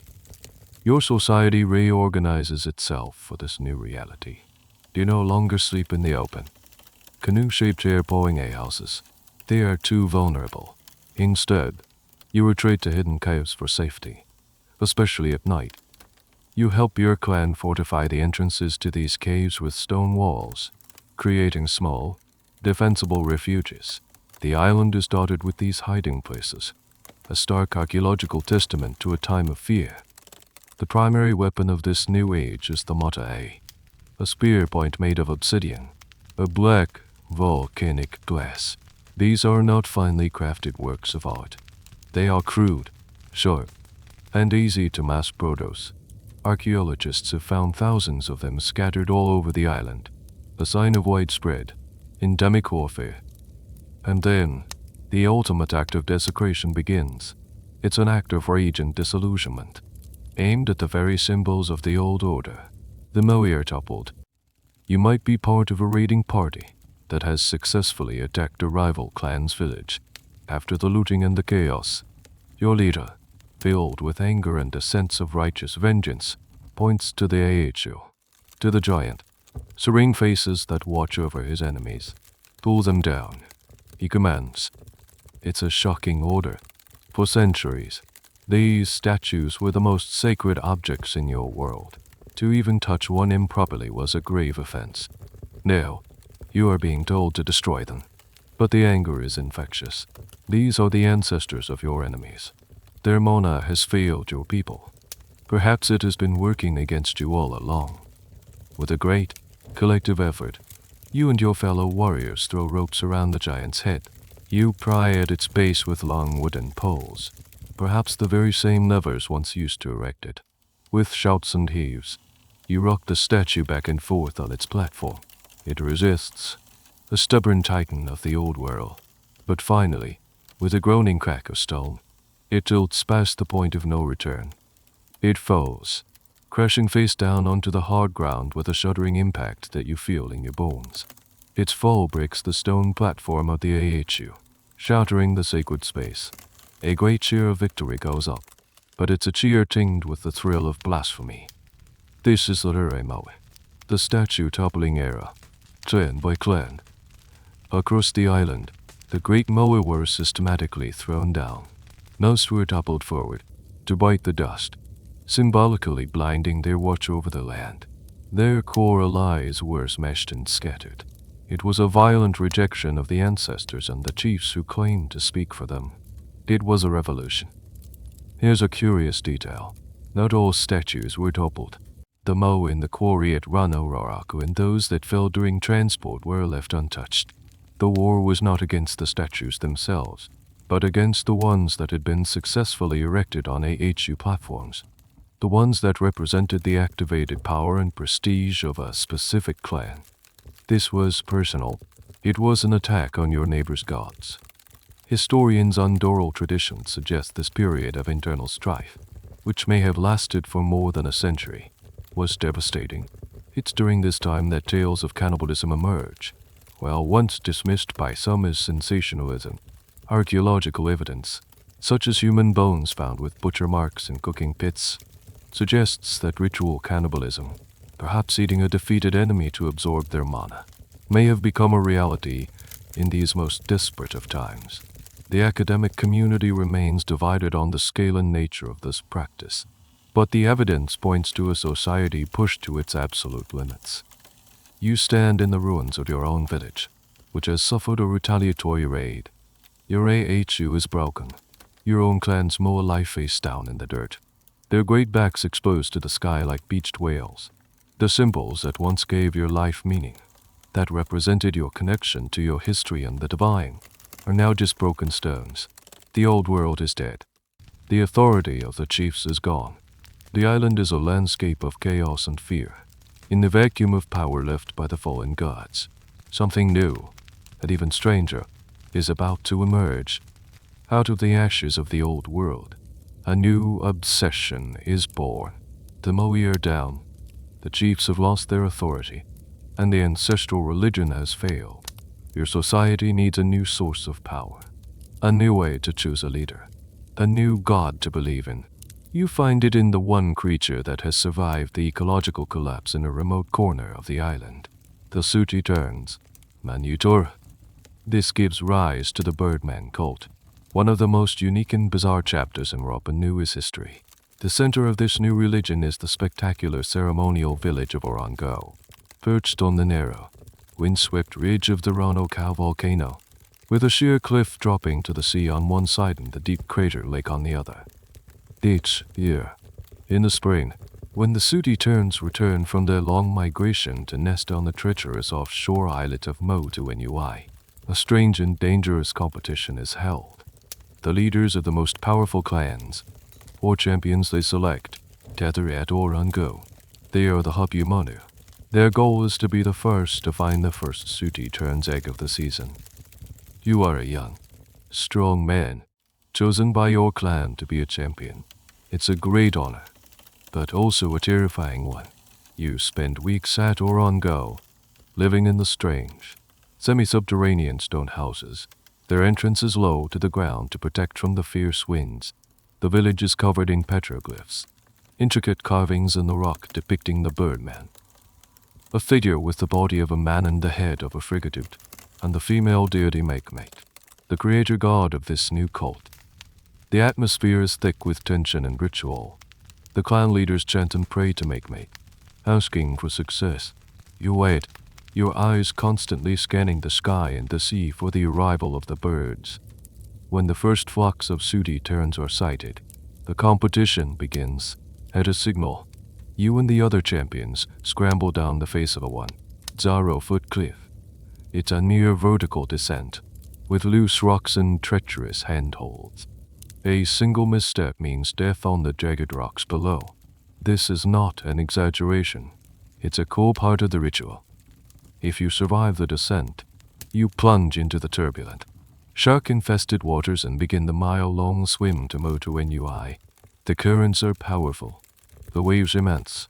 You cling to a small bundle of reeds, a pore, for flotation. You are not just battling the other champions. You are battling the ocean itself. Once you reach the rocky islet, the ordeal is far from over. You must find a cave or a sheltered spot to live, possibly for days or even weeks, while you wait for the terns to lay their eggs. You have to be vigilant, constantly searching the nesting grounds. The competition is fierce. You might have to fight other champions for a prime nesting spot. Finally, you see it. A single, speckled egg, warm in its crude nest. You have found it. You cradle it with the utmost care. This small, fragile object is now the most powerful thing in your world. But now you have to get it back. You strap the egg to your forehead, perhaps in a small reed container. You swim back across the treacherous channel, climb the sheer cliff face, all without breaking the egg. It is a feat of almost superhuman skill and endurance. When you reach the top, you present the unbroken egg to your clan leader. With a great, triumphant cry, he is declared the Tongatamonio, the Birdman, for the coming year. He is the new sacred leader of the island. He shaves his head, paints his body, and goes into a year of sacred seclusion in a special ceremonial house. He is now the embodiment of Make, a living god whose mana will guarantee, or so it is hoped, the fertility and prosperity of the island for the next cycle. This whole ritual is a fascinating shift in ideology. The old system was hereditary, power passed down through bloodlines. The new system is, in a way, a meritocracy, albeit a bizarre and dangerous one. Power goes to the clan whose champion is the strongest, fastest, and luckiest. It's a system born of chaos, a desperate annual gamble to impose some kind of order on a broken world. The academic debate surrounding the Birdman cult is intense. Was it a replacement for the Mo, a religion? Or did it exist alongside the old beliefs in some form? Most evidence suggests it rose to prominence after the statue toppling, as a direct response to the collapse of the old order. The carvings at or on Go are often found superimposed over older designs, suggesting a cultural takeover. The last Birdman ceremony is believed to have taken place in the 1862. Its demise hastened by the arrival of Christian missionaries. As the chosen champion, your ordeal is over. You have brought immense honor to your clan, but the system is brittle. The leadership changes every year based on this high-stakes game. It doesn't create long-term stability or solve the underlying problems of the island. It's a ritualized expression of the new reality. Life is precarious. Survival is a competition, and power is as fragile as a bird's egg. One day, something new appears on the horizon. It's not a cloud, not a whale, and certainly not a Polynesian vodka. It's a shape you have no context for. A towering structure of wooden canvas that moves across the water with an eerie grace, seemingly without paddles. For you and your people, it's as if a piece of a foreign world has drifted into yours. It's a European sailing ship. As the strange vessel draws closer, you see small figures moving on its decks. They are pale, their faces covered in hair, their bodies wrapped in strange, colorful fabrics. They lower a small boat into the water and row towards the shore. Curiosity and fear mingle in your gut. Your clan gathers on the beach, armed with mortar spears and a deep sense of uncertainty. Who are these beings? Are they spirits? Gods? Demons? This is first contact, or, more accurately, one of the first documented contacts, while there might have been earlier, unrecorded encounters. The official discovery of the island by the outside world occurred on Easter Sunday. Yotsior, a Dutch expedition led by Admiral Jacob Rogveen, stumbled upon your isolated home. He named it Pashiwailand, Easter Island, in honor of the day. You watch as the pale-skinned strangers step onto your land. They seem weak, clumsy on the solid ground. They try to communicate with gestures, offering small, glittering objects. Some of your people are brave enough to approach, to trade sweet potatoes and chickens for pieces of cloth or metal trinkets. The metal is astonishing. It's hard, sharp, and shiny, unlike any stone you have ever seen. But the encounter is tense, fraught with misunderstanding. A nervous gesture, a sudden movement, a dispute over a traded item, and violence erupts. The strangers possess sticks that make a sound like thunder and can kill a man from a distance. The Dutch accounts record that they shot and killed several islanders in a panicked response to what they perceived as a threat. For you, it's a shocking and terrifying display of power. These are not friendly spirits. The visitors don't stay long. They sail away after a few days, leaving behind a handful of dead, some confusing new objects, and a profound sense of mystery. They also leave behind their own written accounts, the first external descriptions of your world.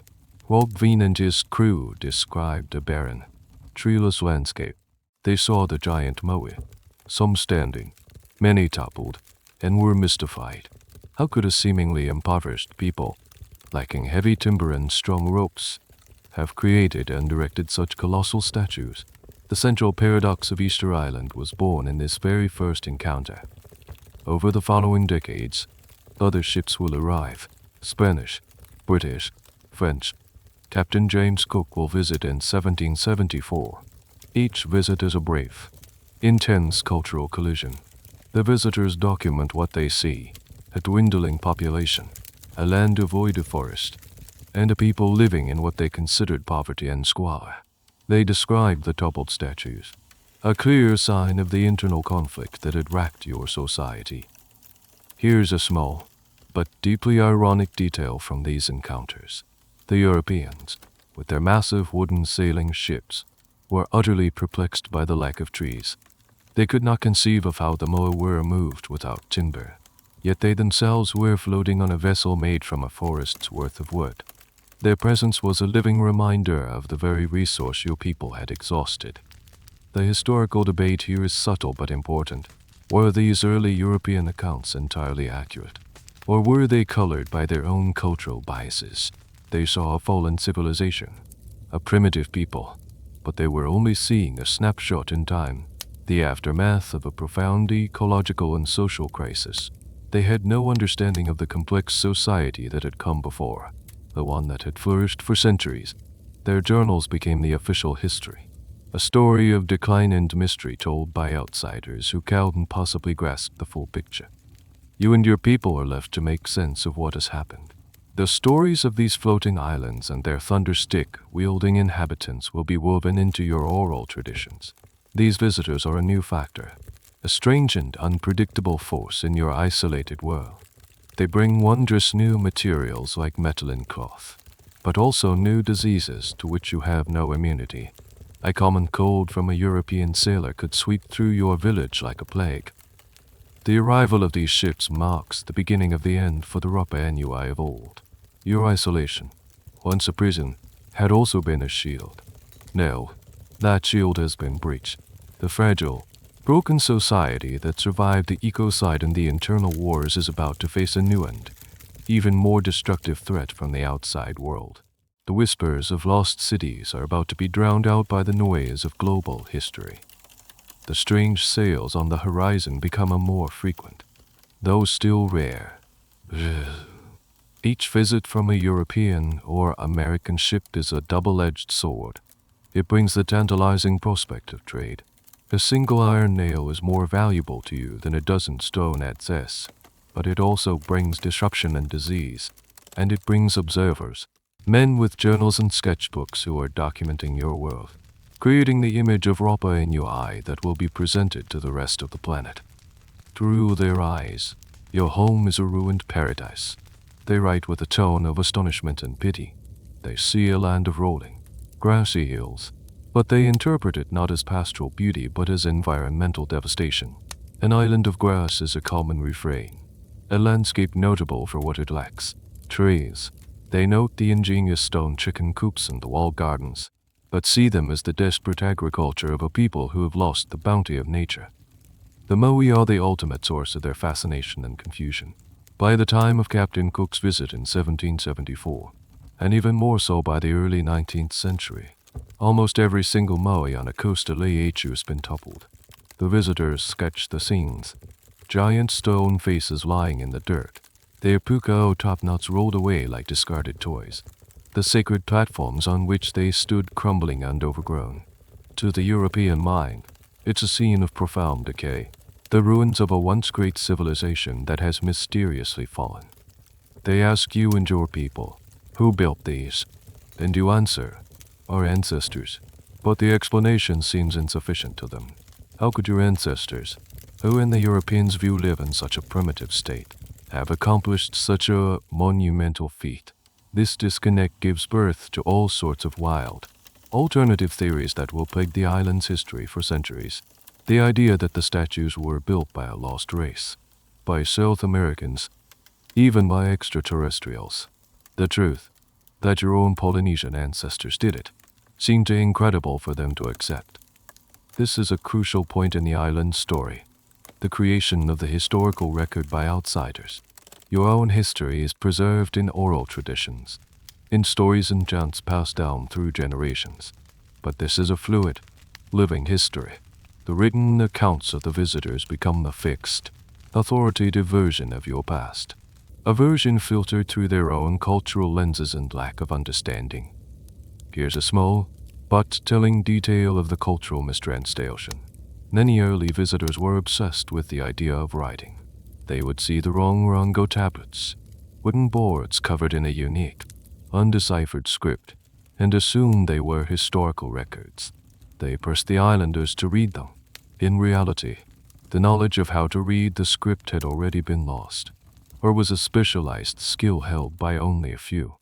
A famous story tells of an islander reading a tablet to a European bishop, but, in reality, he was likely just reciting a familiar chant from memory, turning the tablet over at the appropriate breaks in the verse.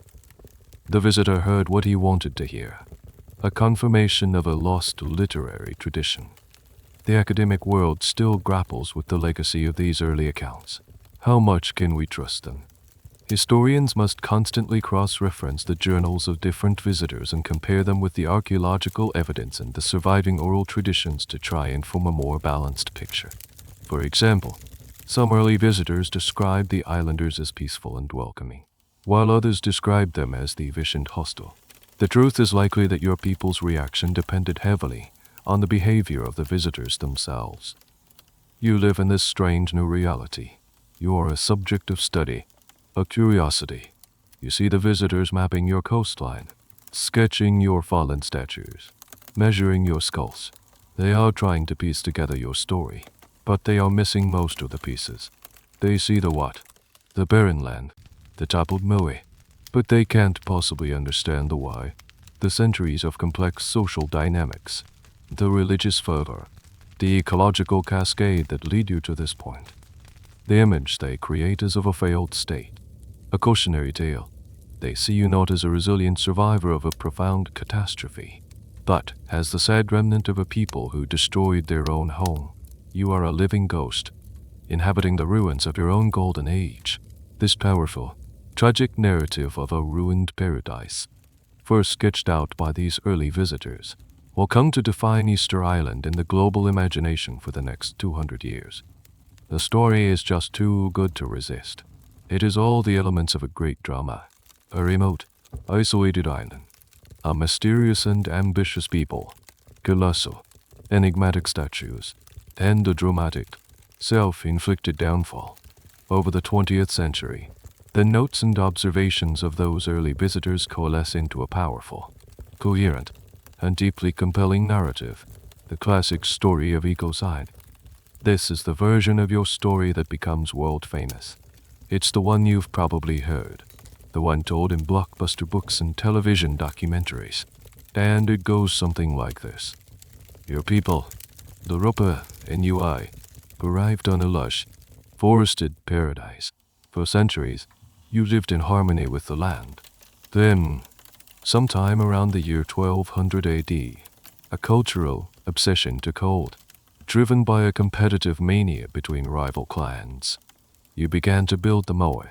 This statue-building cult became the central focus of your entire society. To move the ever larger statues from the quarry at Ra'aku to the coast of Lipo, you needed vast quantities of wood for rollers, levers, and sledges. You began to cut down the great palm forests. The competition was a runaway train of ambition, each clan trying to outdo the other with bigger and more numerous Moai, which demanded more and more wood. You were so fixated on your stone gods, the story goes, that you failed to see the consequences of your actions. You cut down the trees faster than they could regrow. You felled the last tree to move the last statue. The consequences were swift and catastrophic, a textbook case of ecosystem collapse. Without the forest, the soil eroded into the sea, destroying your agriculture. Without wood for canoes, you could no longer fish in the deep ocean. The seabirds, their nesting sites gone, disappeared. Widespread famine followed. Your prosperous and complex society imploded. Starvation led to brutal warfare between the clans. In a final, desperate act of rage and disillusionment, you turned against the very gods who had failed you. Toppling the Moai you had sacrificed everything to create, the population, once perhaps as high as 15, crashed to a mere couple of thousand survivors. When the Europeans arrived, they found the sad remnants of a civilization that had committed ecological suicide. It is a powerful, cautionary tale for the modern world. a parable of the dangers of environmental mismanagement, unsustainable growth, and unchecked ambition. Your island becomes a metaphor for planet Earth itself, a beautiful, isolated system with finite resources. The story of your collapse is a warning of what could happen to us all if we don't manage our global island wisely. This narrative was most famously and powerfully articulated by scientist and author Jared Diamond in his 2005 book Collapse. He presented Rapa Nui as the clearest example of a society that destroyed itself by overexploiting its own resources. This view became the dominant, mainstream understanding of your history. And it's a very plausible theory. It connects the dots in a clean, logical line. The ambition, the deforestation, the erosion, the starvation, the war, the collapse, the archaeological evidence, the pollen cores showing the disappearance of the palm forest, the analysis of garbage pits showing the shift in diet, the thousands of obsidian spear points, the toppled statues, all seems to support this grim sequence of events. One of the most frequently asked questions in this version of the story is a rhetorical one. What were they thinking when they cut down the last tree? It's a question meant to highlight the perceived irrationality and short-sightedness of your people. It paints you as victims of a self-destructive obsession, blind to the impending doom you were creating. But is this the whole story? For decades, this ecocide model was accepted almost without question. It was taught in schools, presented as fact in museums. It's a clean, simple, and morally satisfying narrative. It has a clear villain, your own short-sightedness, and a clear lesson. However, some scholars and, importantly, many modern Rapa Nui people have begun to push back against this narrative.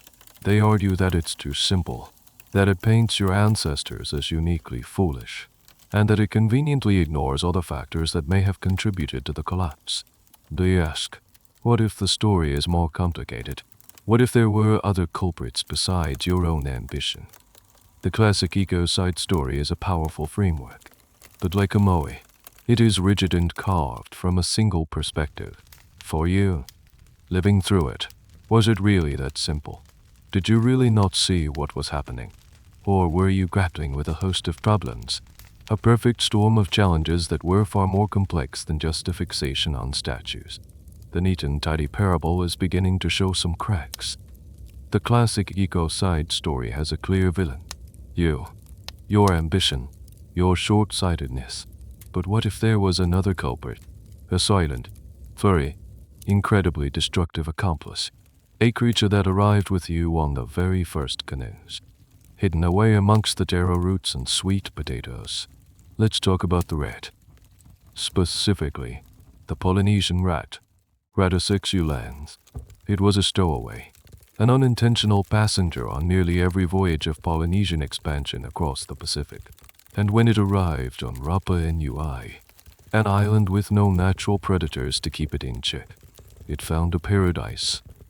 You would have seen them everywhere, a constant, skittering presence in your homes, your gardens, and, most importantly, the forest. Their population would have exploded, reaching biblical plague proportions.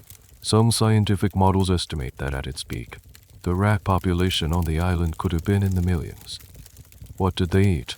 Everything, but their favorite food, their absolute delicacy, was the nut of the Rapa Nui palm. These palm nuts were the seeds of the next generation of forest, and the rats devoured them. This introduces a massive new variable into the deforestation equation. The classic story says you cut down all the trees, but what if you only had to cut down the big ones? The rats could have taken care of the rest. Every time a palm tree dropped its nuts, a tiny army of rodents would descend, eating the seeds before they had a chance to germinate. They effectively neutered the entire forest. So while your people were felling the mature trees for mower transport and agriculture, the rats were working from the ground up, ensuring that no new trees could grow to replace them. It was a two-pronged assault. You were cutting off the present, and the rats were eating the future. This theory doesn't absolve your ancestors of their role in the deforestation, but it reframes it. They weren't just clear-cutting a healthy, regenerating forest. They were harvesting a non-renewable resource, a forest that, thanks to the rats, was already doomed. This rat POCALPSE theory is supported by hard evidence. Archaeologists have found countless ancient palm nuts in caves and rock shelters all over the island, and almost every single one bears the telltale gnaw marks of rats. It's a smoking gun that points directly to their devastating impact. The rats' destruction didn't stop with the palm nuts. They would have also eaten the seeds of other native trees like the Tora Miru and the Hau, further contributing to the collapse of the island's flora. And they weren't just vegetarians. They would have preyed upon the eggs and helpless chicks of the native seabirds and land birds, accelerating their extinction. The silent skies might be as much the rats' fault as yours. This adds a layer of immense tragedy to your story. Your ancestors, in their incredible feat of navigation, had unknowingly brought the seeds of their own destruction with them. The agent of their downfall was just a flaw in their culture, but a biological time bomb that they had no way of understanding or controlling. The debate among scientists is now about the degree of blame. How much of the deforestation was caused by humans? How much by rats? This is a major point of contention in modern Rapa Nui studies. Some scholars, like Terry Hunt and Carl Lipo, have championed the rat as the primary driver of the ecological collapse. They argue that the human population never reached the massive numbers proposed by the classic ecocide theory and that their impact was therefore smaller. Others maintain that while the rats were certainly a major problem, the primary cause was still human-led land clearance for massive-scale agriculture in the Moai cult. For you, living through it, this distinction is academic. You just know that the forest is disappearing. You might even curse the rats that steal your food and infest your homes, without ever making the connection between their gnawing and the lack of young saplings in the woods. You are dealing with the symptoms, the lack of trees, the scarcity of birds, without understanding the full, complex diagnosis of your island's illness. The story of the rat and the palm nut fundamentally changes the narrative. It shifts the tale from a simple moral parable about human foolishness to a more complex and tragic story of an invasive species disaster. It suggests that your people weren't just foolishly destroying your home. You were locked in an unwinnable war with a relentless, multiplying enemy that you didn't even recognize. The fall of Rapa Nui becomes less of an ecocide and more of a perfect storm, where human actions were tragically amplified by an ecological catastrophe beyond their control. The rat offers a compelling co-conspirator in the island's downfall. But what if there was another, even larger for set play, a force so big you couldn't possibly see it, one that affected not just your island, but the entire planet? Let's zoom out and consider the climate. Your island's ecosystem was already fragile, perched on the edge of sustainability. A small nudge could be all it took to push it over the edge, and there's growing evidence that a significant climate shift, known as the Little Ice Age, provided just that nudge. The Little Ice Age was a period of global cooling that lasted roughly from the 1300 seconds to the mid-1800 seconds. It was the true Ice Age, but a sustained period of colder, and often stormier and drier, weather that had profound effects on civilizations around the world. In Europe, it led to crop failures and famines. In your corner of the Pacific, the effects would have been more subtle, but no less devastating. You would have felt it as a change in the patterns of the weather. The life-giving rains, which you depended on for your gardens, might have become less frequent and less reliable. The average temperature might have dropped by just a degree or two, but on a subtropical island, that's enough to affect crop yields. Your sweet potatoes and taro, plants that thrive in warmth and stable moisture, would have struggled. At the same time, the ocean currents around your island might have shifted. The El Niño Southern Oscillation, INSO, the great climate driver of the Pacific, likely became more erratic during this period. This would have meant more frequent and intense El Niño events, which typically bring warmer, drier conditions to your region, followed by La Niña events bringing cooler ocean temperatures. For a society already struggling with overfishing, this increased volatility in the marine environment would have been catastrophic. The fish populations, already under pressure, would have been further stressed by the changing water temperatures.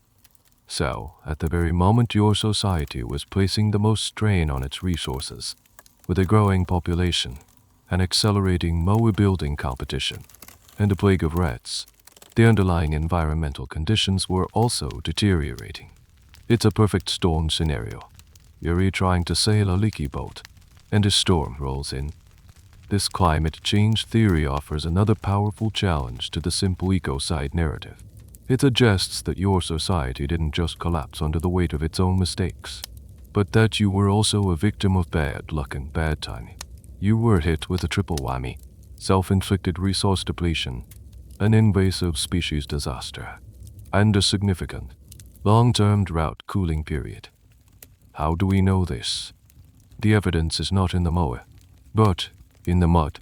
Scientists have analyzed sediment cores from the island's crater lakes, looking not just at pollen, but at chemical isotopes that can reveal past temperature and rainfall patterns. These studies indicate a significant drying trend on the island that coincides with the height of the Little Ice Age and the period of social collapse. Here's a small but significant detail. This climate shift would have made the already cleared land even more vulnerable. Less rainfall means stressed vegetation and drier soil, which is much more susceptible to being blown away by the wind. The soil erosion you were witnessing would have been dramatically accelerated by the changing climate.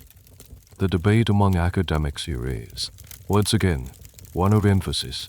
No serious scholar today ignores the role of climate change. The question is how much weight to give it.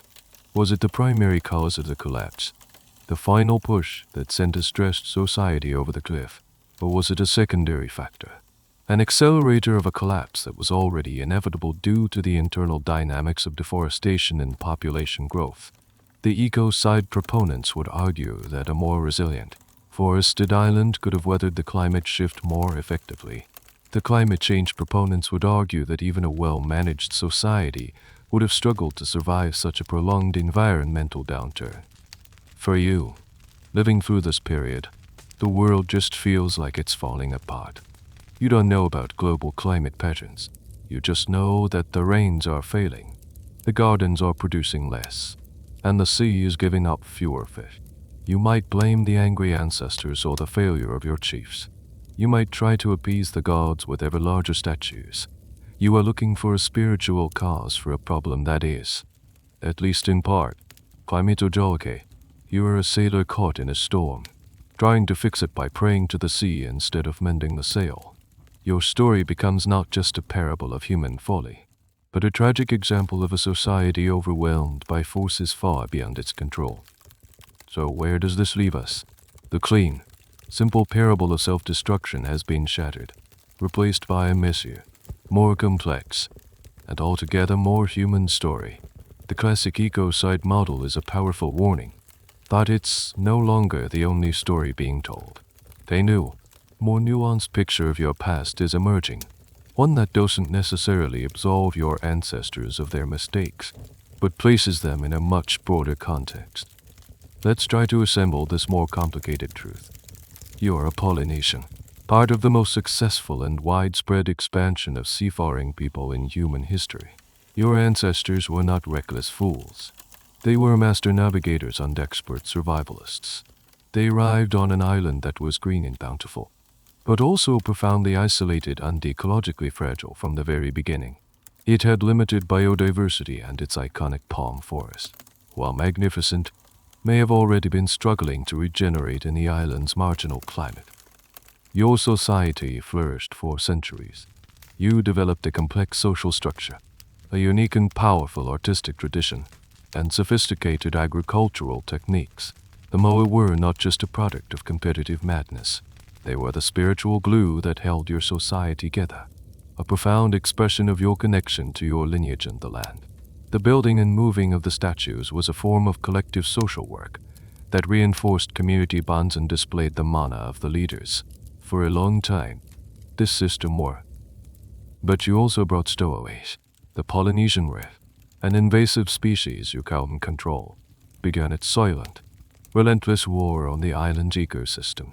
particularly the seeds of the great palms. This meant your primary resource.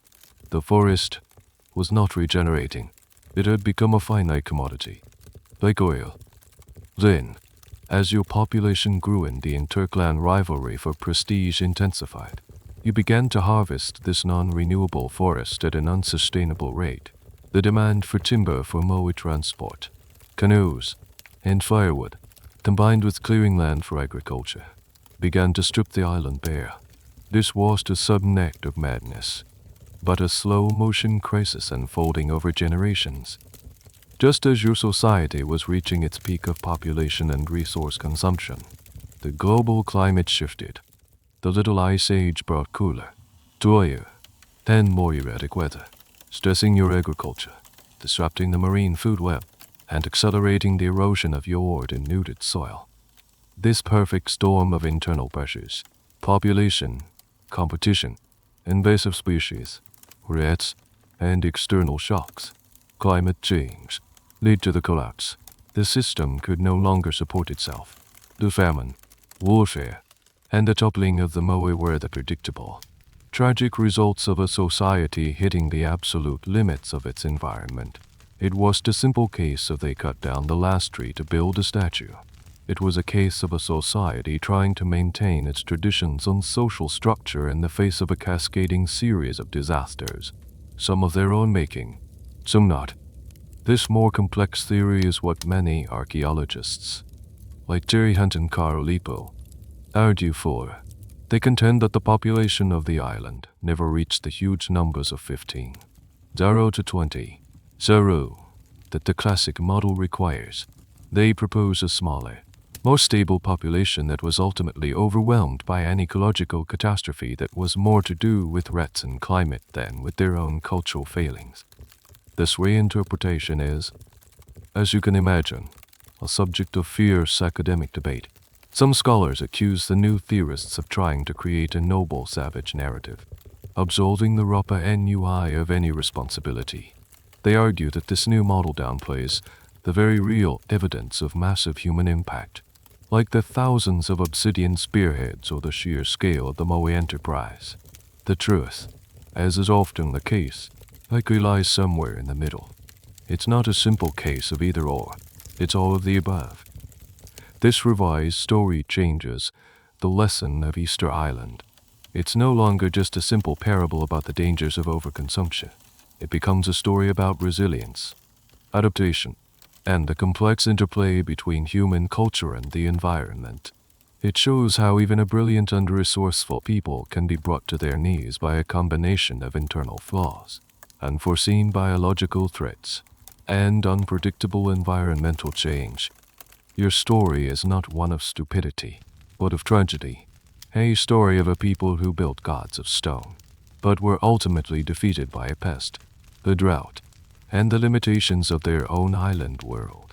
The silence of the Moai is not just a testament to a fallen society, but a quiet reminder that history is rarely simple, and that survival is always a fragile, complicated dance. The internal collapse was a catastrophe, but it was a catastrophe you survived. Your people adapted. The Birdman cult created a new, albeit brutal, form of social order. You learned to live in a changed world, subsisting on your stone-walled gardens and the meager resources that remained. The population was small. The life was hard, but your culture, bruised and transformed, endured. And then came the 1860s. A new kind of horror arrived on the horizon, one that would prove more devastating than deforestation, starvation, or internal warfare. It came in the form of Peruvian and Spanish slave ships. The economies of Peru and its neighbors were booming, and they needed cheap labor, primarily for the back-breaking work of mining guano deposits on the Chinche Islands, a grimly ironic destination, given that the loss of your own guano had contributed to your decline. These blackbirders, as the slavers were called, descended on the Pacific, kidnapping islanders to sell into forced servitude. Your island, with its lack of European protection and its accessible population, was a prime target. In December of 1862, the raiders struck. It was not a battle, It was a harvest. The slavers, armed with modern weapons, landed on the shores and simply rounded up anyone they could catch. They swept through the villages, grabbing men, women, and even children. Imagine the terror. After centuries of isolation and then brief, tense encounters with visitors, your world is suddenly invaded by armed men whose only purpose is to steal you. There is no negotiation, no trade, just brutality and nets. They targeted the strongest and healthiest, but took whomever they could seize. In a series of raids over several months, an estimated 500 Rapa Nui people, nearly half of the entire remaining population, were kidnapped and loaded onto the ships. This included the island's paramount chief, the Irikimo, and many of the remaining wise men. The Maori, who held the knowledge of the wrong or ungo script in the sacred oral traditions. The slavers didn't just steal your people's bodies. They ripped out the very heart of your culture's memory. The conditions on the slave ships were horrific. Crammed into dark, filthy holds, many of your people died from disease, dehydration, or despair during the long journey to Peru. Those who survived were sold into a life of brutal labor from which almost none would return. This act was so barbaric that it eventually caused an international outcry. Under pressure from the French government and the bishop in Tahiti, the Peruvian government agreed to repatriate the surviving Rapa Nui captives, but it was too little, too late. Of the 500 who were taken, only about 100 were still alive to make the return journey, and they brought with them a final, deadly parting gift. On the voyage home, an outbreak of smallpox swept through the ship. By the time the vessel reached Rapa Nui, only 15 survivors were left alive. When they were put ashore, they carried the smallpox virus with them into the vulnerable, unimmunized population. The result was an apocalyptic epidemic. The disease tore through the remaining islanders, who had no concept of quarantine and no immunity. It killed indiscriminately, wiping out entire families. This plague, combined with subsequent outbreaks of tuberculosis, reduced your population to its absolute nadir. By 1877, a census recorded only 111 Rapa Nui people left alive on the island. 111. This is the event that truly broke the back of the old Rapa Nui civilization. The ecocide and the internal wars were devastating, but the 19th century slave raids and the subsequent plagues were a near total annihilation. It was a cultural and demographic cataclysm from which it's a miracle your people ever recovered. Academics are now unanimous in their assessment of this period, while the debate over ecocide versus climate change continues. There is no debate that the slave raids were a primary driver of the final cultural collapse. The loss of the elite who held the traditional knowledge, including the ability to read the wrong or ungo script, was an irreversible blow. The secrets of your ancient writing system died with them in the guano mines of Peru. You are one of the 111 survivors. You live in a world of ghosts. The landscape is littered with the empty villages and abandoned gardens of the dead. The great Moai doubled, silent witnesses to this final tragedy. The whispers of lost cities are now the whispers of lost families, lost knowledge, lost futures. The complex story of your island's decline, a story of environmental fragility, human ambition, invasive species, and climate shifts, ends with this brutal, heartbreaking chapter, written not by nature, but by the greed and cruelty of other men. You are one of the survivors, from a population that may have once numbered in the thousands. You are now part of a tiny, fragile community clinging to existence. Your world has been shattered, not once, but multiple times. Yet, you endure, and from the embers of this near extinction, a new Rapa Nui begins to emerge, one defined by resilience, memory, and a complex relationship with the outside world that once nearly destroyed it. The late 19th and early 20th centuries are a period of foreign domination. The island is annexed by Chile in 1888.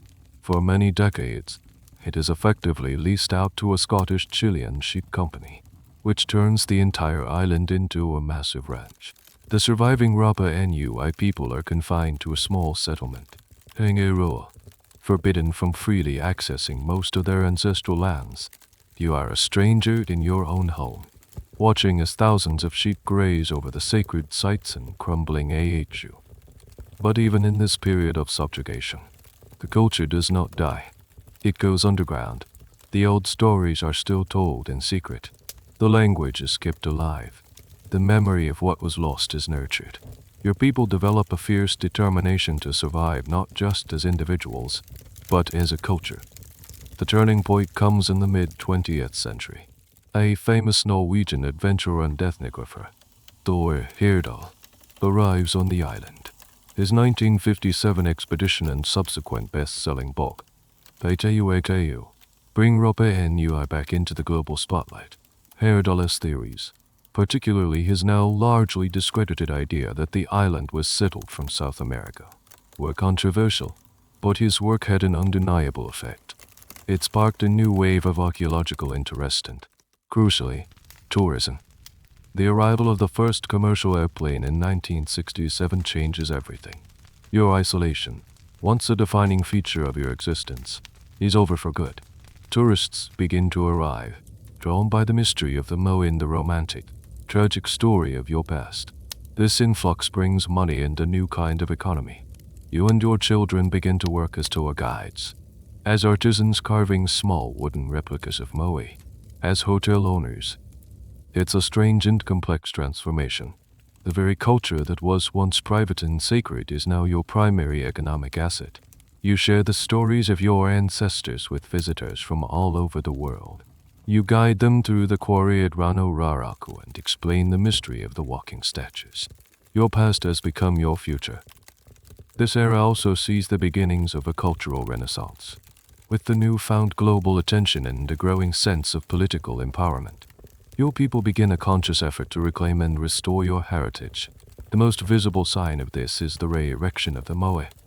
Starting in the 1950s and continuing to this day, several major archaeological projects, often international collaborations involving Rapa Nui people, have worked to raise the toppled giants. Seeing a Moai lifted back onto its AHU for the first time in centuries is a profoundly emotional and symbolic moment. The most spectacular of these restorations is at AHU Tongariki, where 15 massive Moai were raised in the 1990s, restoring the site to its former glory. It is a powerful statement. The ancestors are watching again. Of course, the island you live on today is a place of contradictions. Pangaroa is a bustling town with internet cafes, pizzerias, and rental cars. Tourists in sun hats wander among the sacred sites. The challenges are modern ones: how to manage sustainable tourism, how to protect the fragile archaeological sites from erosion and crowds, how to balance economic development with cultural preservation. There is also an ongoing political struggle for greater autonomy and the protection of indigenous rights. The Rapa Nui people, descendants of those 111 survivors, are fighting to have more control over their own lands and their own destiny. The academic world continues to be fascinated by your home. New technologies are providing new insights. Ground-penetrating radar reveals hidden structures beneath the soil. DNA analysis of ancient remains helps to clarify the origins of your people and the devastating impact of the slave trade. The debates about ecocide, wets, and climate continue to evolve with each new discovery. Your island remains a living laboratory for understanding the complex relationship between humanity and the environment. You stand today on the shores of Rapa Nui. You are no longer a character in a historical parable. You are a modern person, part of a vibrant, living culture that refused to vanish. You look at the re-erected Moai, standing proud against the sky, and you see not just the symbols of a tragic past, but a testament to the incredible resilience of the human spirit. Your story is not over. It is still being written. The sun is setting. It dips below the perfect, unbroken line of the Pacific horizon, painting the sky in fiery shades of orange and deep purple. You are standing on the western coast of the island. At Aitsutahai, a handful of moas stand here, silhouetted against the dying light. One of them has its white coral eyes restored, and in the twilight, it seems to be looking not at you, but through you, into the vast expanse of time. The air is cool now, and the ever-present wind rustles the grassy hills behind you. This wind is a constant companion on the island, a voice that has been whispering here for millennia. You close your eyes and just listen. What does it say? It whispers the stories you've journeyed through.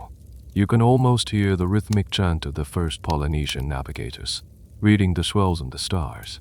You can hear the chaotic chorus of a million seabirds in a forest of giant palms, a sound no living person will ever hear again.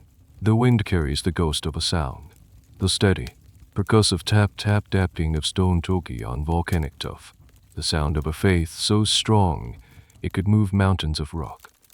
Listen closer. The whisper changes.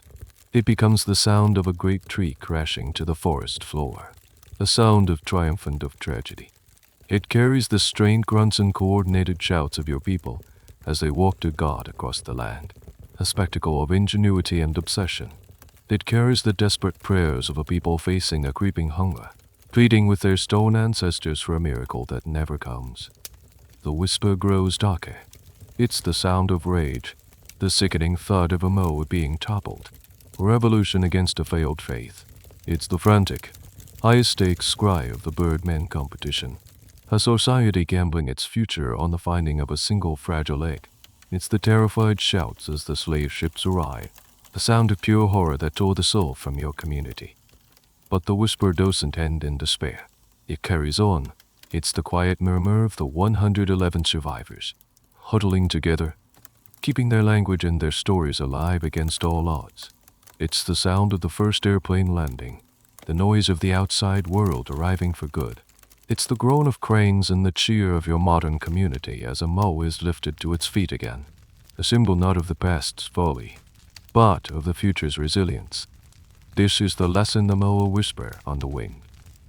Your story is not one simple parable. It is not just ecocide. It is not just climate change. It is not just an invasive species disaster. It is all of it. It's a story about the fragile, complex, and often tragic relationship between a human society, its ambitions, its resources, and the unpredictable world it inhabits. The Moai teach that societies can be brilliant and short-sighted at the same time. They show that faith can inspire wonders and also lead to ruin. They are a testament to the fact that even the most isolated community is not immune to the consequences of its own actions, nor to the larger forces of climate and biology. They are a warning about the danger of putting ideology before sustainability. But most of all, they are a profound symbol of survival. They are still here, and so are the Rapa Nui people. They have looked into the abyss of extinction and have not fallen. They have pieced their world back together. You open your eyes, the last sliver of the sun is gone. The stars are beginning to emerge. The same stars your ancestors used to find this lonely speck of land in the middle of the sea. The Moai is just a dark shape now, a silent, powerful presence. It doesn't offer easy answers. It doesn't tell a simple story. It just stands and watches and remembers, and it invites you to listen to the whispers on the wind, the whispers of a lost world that still has so much to teach our own. The stars over the dark Pacific water are incredibly bright now. The wind has softened to a gentle breath, a slow, rhythmic sigh that seems to rise and fall with the gentle tide. The great stone heads are deep in their silent slumber, their heavy brows casting long, soft shadows in the moonlight. The island is breathing around you, a slow, deep, and ancient breath. You feel the weight of your own eyelids, heavy like stones, and the journey of the day begins to fade, its sharp edges blurring into the soft fabric of a dream. You are drifting now, not on a canoe, but on that quiet current that carries us from wakefulness into sleep.